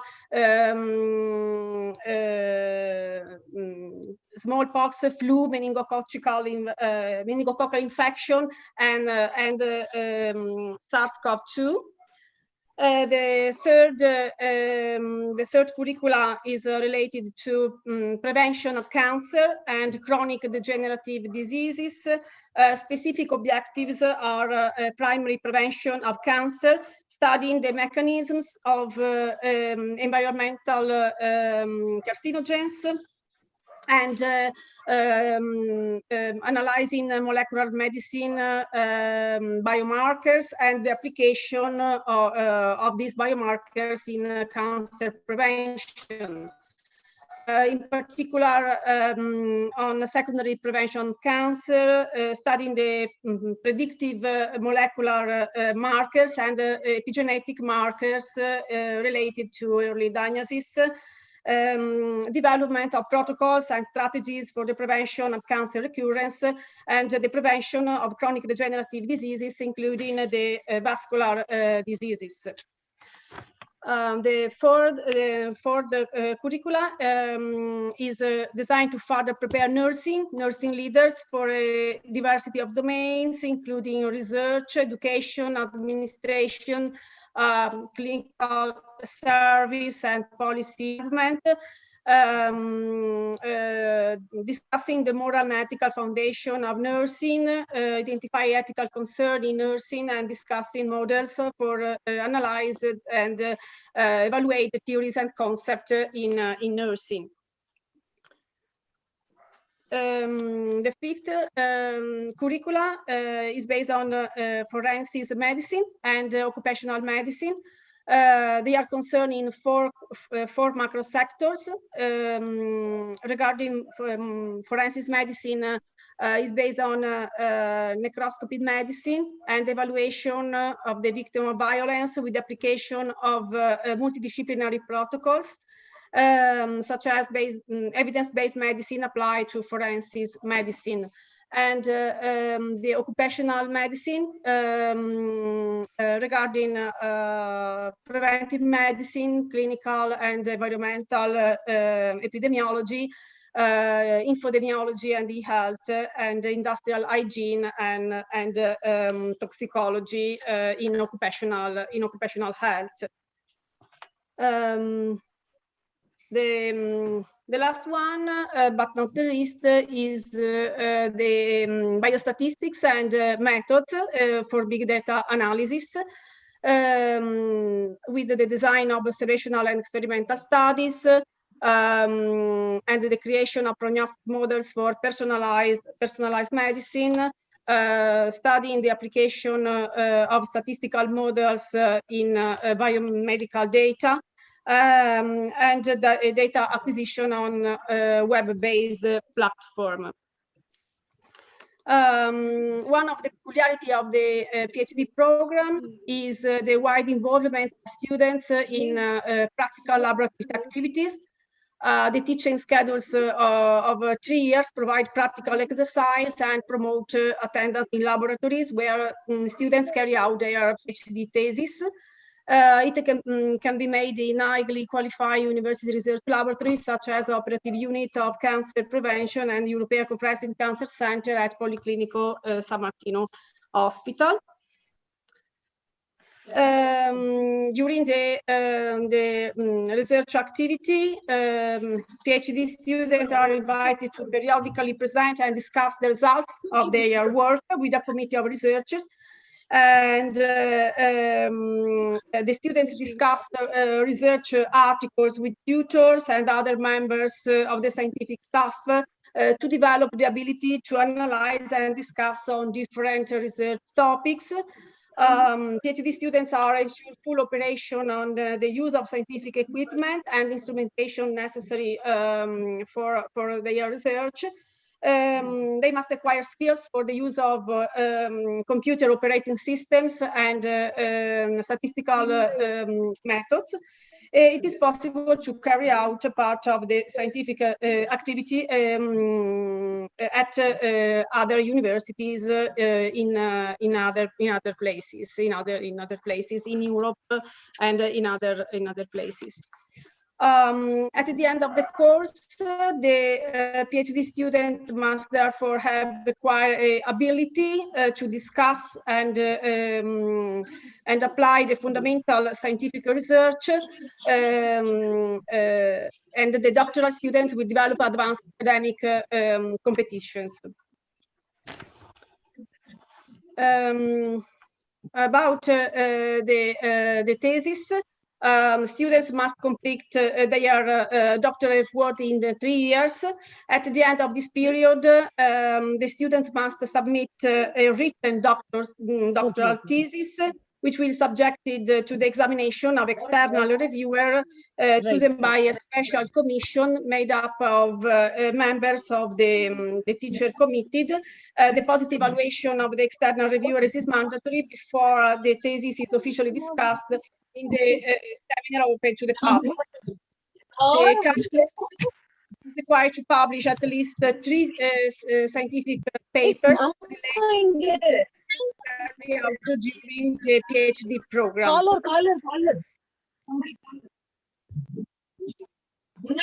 The doctoral amount to 16,500.00 per year.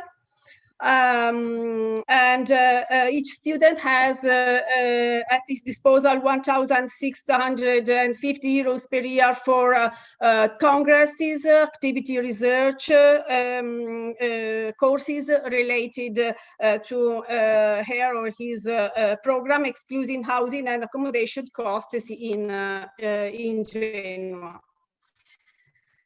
A PhD in health science has a high responsibility task in different fields such as infectious diseases, occupational health, nursing, statistical methods, and big data analysis, preventive medicine, and vaccinology and public health. Professional activities are as a researcher at universities in the medical field. And additionally, PhD doctor can work at a non-university research institution and facilities in companies that deal with research and development operating in the field of the medical sciences.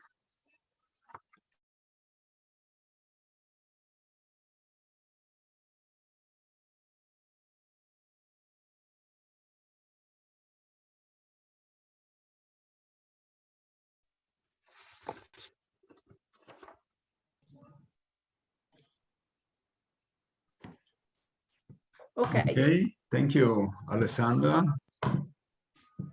Are there questions specific to Alessandra?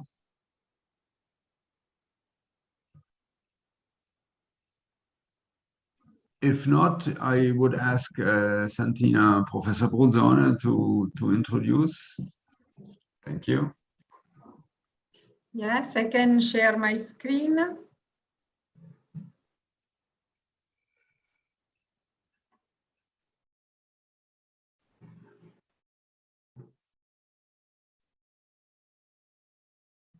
Okay. So my name is Santina Bruzzone. I am a professor of biochemistry in the University of Genova, and I come from the department as Professor Bollini, so the Department of Experimental Medicine, and I specifically work at the section of biochemistry. I will present two master courses in which I teach and that are run in English for all the students. So foreign students are very welcome. And then I will present you the PhD course in which I am involved, that is the PhD in experimental medicine. And I am the person responsible for the curriculum of biochemistry. So regarding the master courses, we have in Genova a master degree. Sorry, I cannot remove this. Okay. Master degree in medical and pharmaceutical biotechnology. To be admitted, you need to have a bachelor degree, a 3 years degree in our university, and then there will be an exam. I think composed of a written and of an oral part to be admitted to this 2 years master degree course. As you see here, the courses are focused on biochemistry, biological and molecular and cellular biology. And then there are also aspects regarding bioethics and how to submit and obtain a patent and so cover intellectual property. The occupation fields after this kind of degree are of course in research, but not only. And there are different aspects that are listed here where our students find occupation. And here is a list of the exam that students need to take to obtain this degree. Maybe I can send you the presentation so that we don't have to read now the different exam. I will send to Professor Pfeffer my slides and he can share with you. And the other course where I teach biochemistry and that is run in English is the Master in Bioengineering. There are in total 4 curricula, but 2 of them are in English, neuroengineering and neurotechnologies, and the rehabilitation engineering and the interaction technologies. These degrees are part of the engineering polytechnical school and not the School of Medicine. Anyway, bioengineering is about applying engineering principle to medical and biological problems, and creating instrument for diagnosis, for therapy and rehabilitation and so on. And specifically, the two courses that are in English are more focused on neuroscience, on neural technologies, and on rehabilitations. And again, here I put the exam that the students will be asked to take to obtain the degree. And now coming to the PhD, so the general information that we are provided by my colleagues are of course the same regarding, for instance, the fellowships and the allowance, more or less 1,600 euro per year to have fellowships and so on, to have courses and our activities. And so the general information are the same for all of us. As in this page, you will find the calls for all the PhD program in Genova. So not only mine, but also the one that were presented by my colleagues and the others. The call are coming out very soon, within the end of this month, and the students that will be enrolled in our PhD programs will start in November 2020. Within my PhD, the PhD in experimental medicine, we are three curricula. One is in biochemistry, that is the one I will present you in a little more details. And then we have a curriculum in pharmacology and toxicology, which is also composed of an international part, but essentially all foreign students can apply for all these curricula. And then the last one is molecular and cellular pathology of aging-related disease. This year, regarding biochemistry, we will have 4 positions that will be open, as I said, starting from the end of May. You need to look at the web page of the university to see the call, and to apply, you need to follow the rule and the instructions online. So the application must be done online, not by sending an email to the professor, but is an online system through the university page. Okay, in our course in biochemistry, there will be 4 positions, and here you have the subject of the research of the 4 fellowships that will be available. In particular, I will be the tutor of a fellowship that is co-financed by a French company. So the student interested in this area will need to spend half time in my institution and half, or so we need to agree, but more or less half of the time in this French company. Regarding aging, this is a program regarding aging, and you see that Professor Millo is more interested in chemistry and is developing new possible therapies for cystic fibrosis, whereas these other 2 colleagues, Professor Sturla and Zocchi, are more interested in type 2 diabetes and the control of glycemia. Now, next, I would like also to kind of advertise also this our position, because I am happy to say that we got a grant from the European community. As you see, all these dots are different partners in our European consortium. I am here, this dot is Genova, and I am here we are. I work in academy, but also, as you see, not all the partners involved are academy. Some are industry.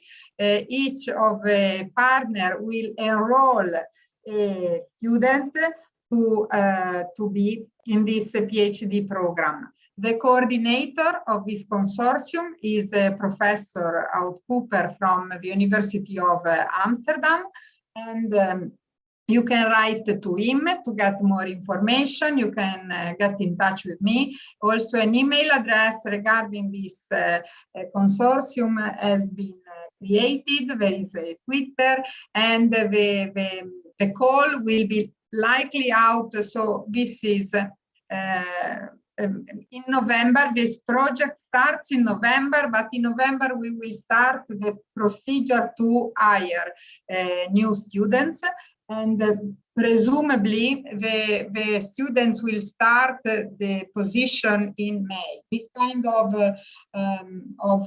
fellowships are, I must say, are more rich than the Italian one. They come from the European community, and the students within this program can also, or better, they must also spend time in at least one of the industry that is involved in this program. So these positions are quite appealing usually for foreign students. And if you would like to get more information, please do get in touch. And not only, I mean, I hope I was clear, not only to apply for my position, but of course you are very welcome to apply for all the other positions that will be open in the other partners. And here in our in biochemistry, in our institute, this is the expertise we have and the facilities we have, just to get an idea of the experience of the technical possibilities that you will learn in enrolling in our PhD course. And last, I was very quick. Last, I wanted to mention that I actually, I am already in a collaboration with an Indian group. I don't know if you know Professor Sundarzan, and our collaboration is based on the fact that we identify an inhibitor of a target protein that Professor Ravi was interested in, and we sent the compound we identified and he tested in his a mouse model of a muscle atrophy. And so I am very happy, and we were in the process to apply for a collaborative project, but COVID arrived, and so everything stopped. But I am very willing to find new collaborators and to continue collaboration with young people or with faculties. That's it on my side.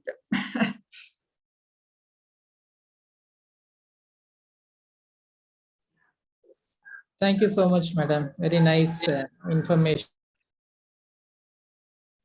I invite participants to interact. Any questions, doubts?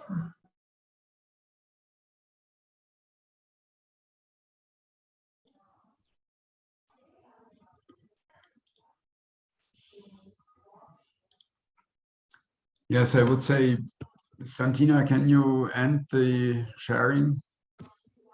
If I manage, I was trying to. There should be somewhere that thing where you can end. Yes. Okay. Okay. Okay. Done.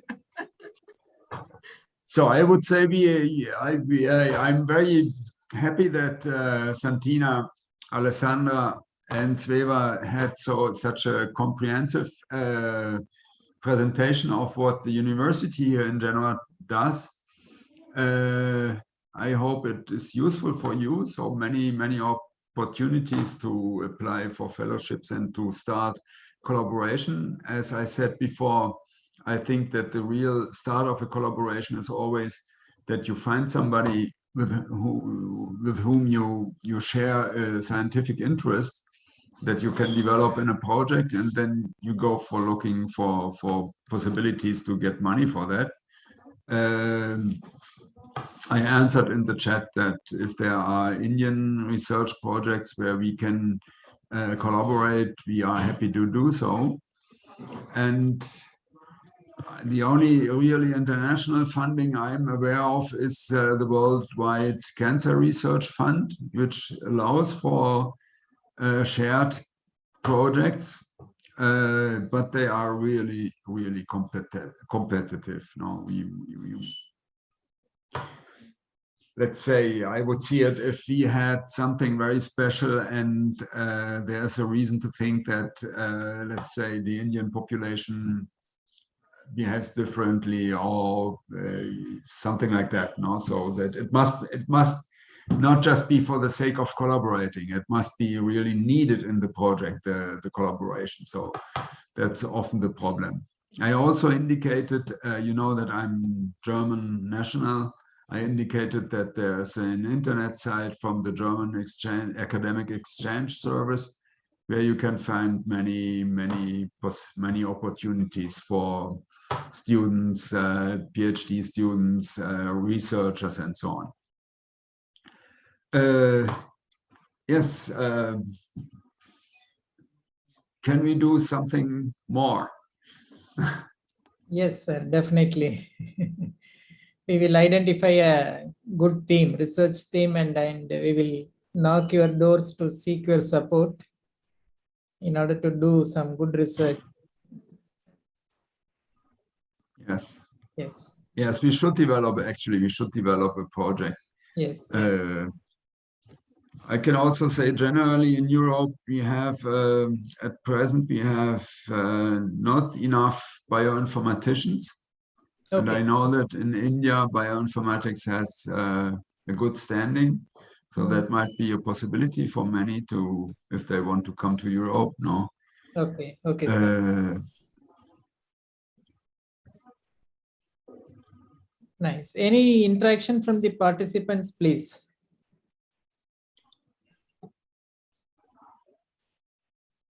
Professor, good evening.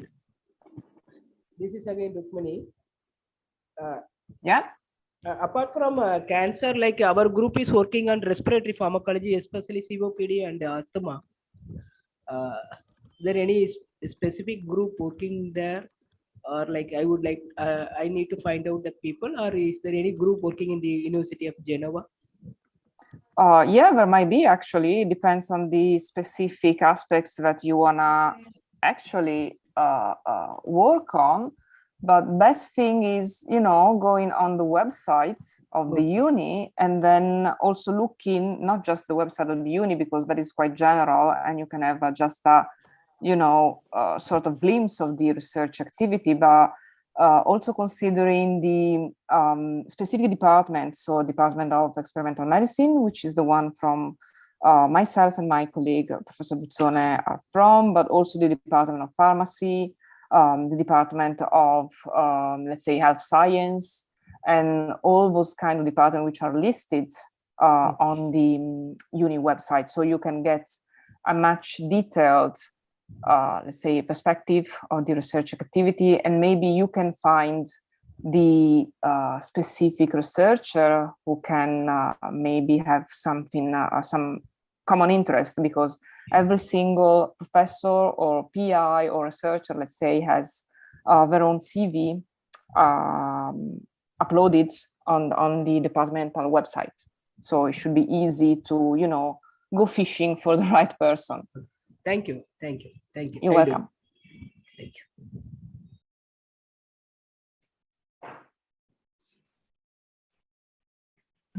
you. So I also would say that most of the collaborations start by knowing the work of others, and you will know the work of others when you look in the literature. No? So if you find somebody who is working in your field at the University of Genova or in my institute in the San Martino Hospital, I am always ready to help to create the contact and so on. Thank you, Professor. Thank you so much. Professor, good evening. This is Tiruchirappalli from BAT campus, Anna University.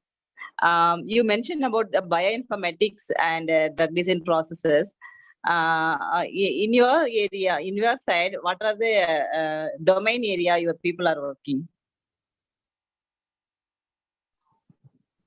how many people in bioinformatics? Yeah, Or in yeah, general in even the research scientists. department? Yeah. I'm not asking how many people, we what are, are the domain areas the people are yes, working.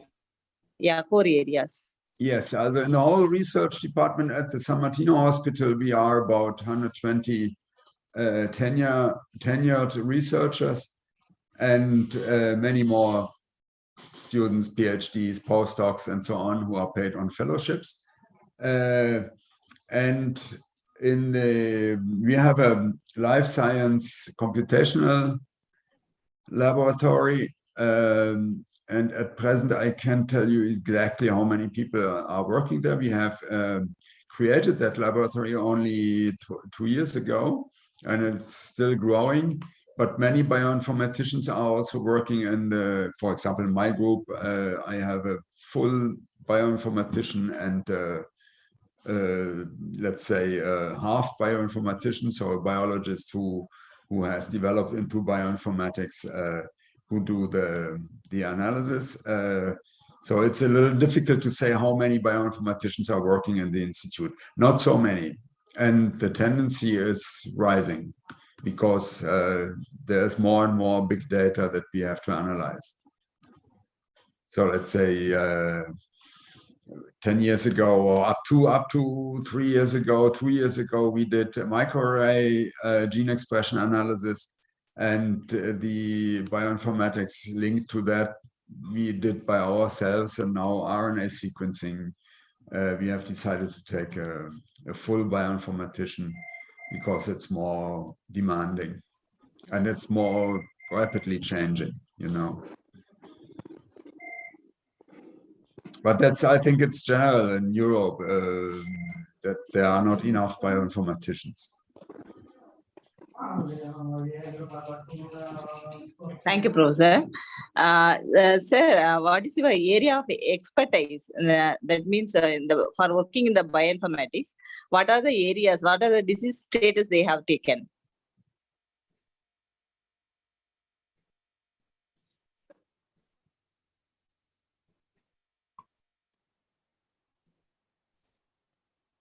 So you are asking what you need to work in bioinformatics in our institute? Yes, sir. Well, you need a formal training as a bioinformatician, and you could, for example, you could send me your CV, and I can I can put you into contact with the head of the life science computational lab. Thank you, once we have a fellowship, we can invite you to present your participation. So all positions in our institute are attributed by public competition, and everybody can participate. No? But we often do not have enough or do not have the right candidates. So there is a chance. If you send me your email address, I can keep you informed. Or I have already sent, unfortunately, my institute, that's so stupid, they still have the page with the fellowships only in Italian. I will tell the scientific director that must change immediately. But I can tell you when there is a competition for bioinformaticians. Yeah, thank you, Professor. Thank you. Thank you.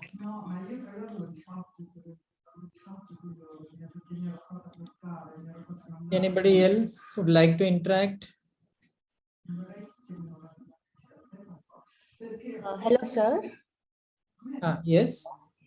I just have a question. I'm Sandhya, who's doing my second year at Anna University. I'm an undergraduate student. I would just want to know what skills or what are the steps which I should take in order to do research in cancer in the future.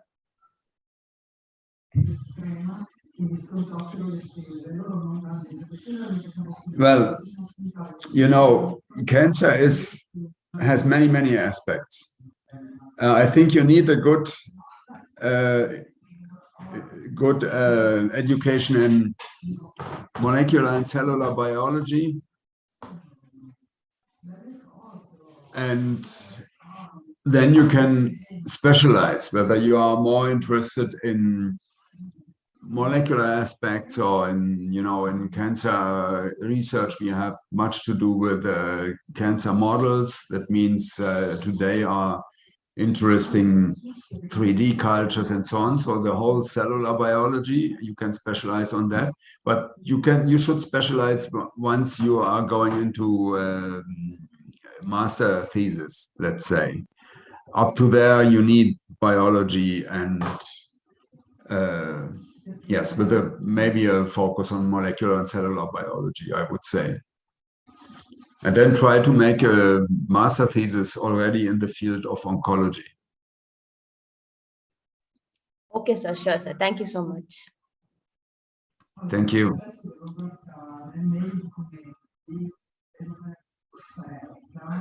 So anybody else would like to interact?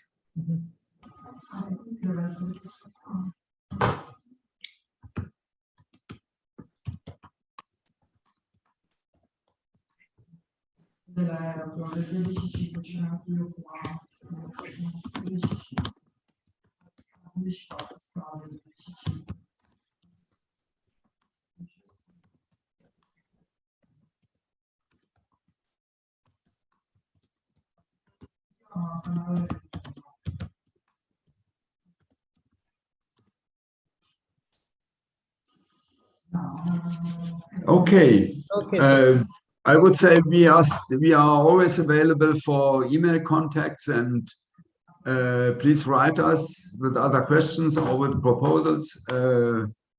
We will try to reply to everybody. Thank you, sir. Thank you so much. And Thank you. Thank everybody for participation, and thank you, Dr.Selvamani, for moderation of the event and for this occasion. Thank you, sir. And Thank you. I also thank you personally for this nice meeting and organizing process from Genova University, and your willingness to support every one of us in future collaboration. Thank you. And thank you so much. And we hope future relations through this meeting. And I thank GIAN for this support, for because of which this event is happening. Thank you. Thank you so much, sir. Thank you, madam. Thank you. Thank you. Bye-bye. Bye-bye. And we see you on Friday. Okay, bye-bye.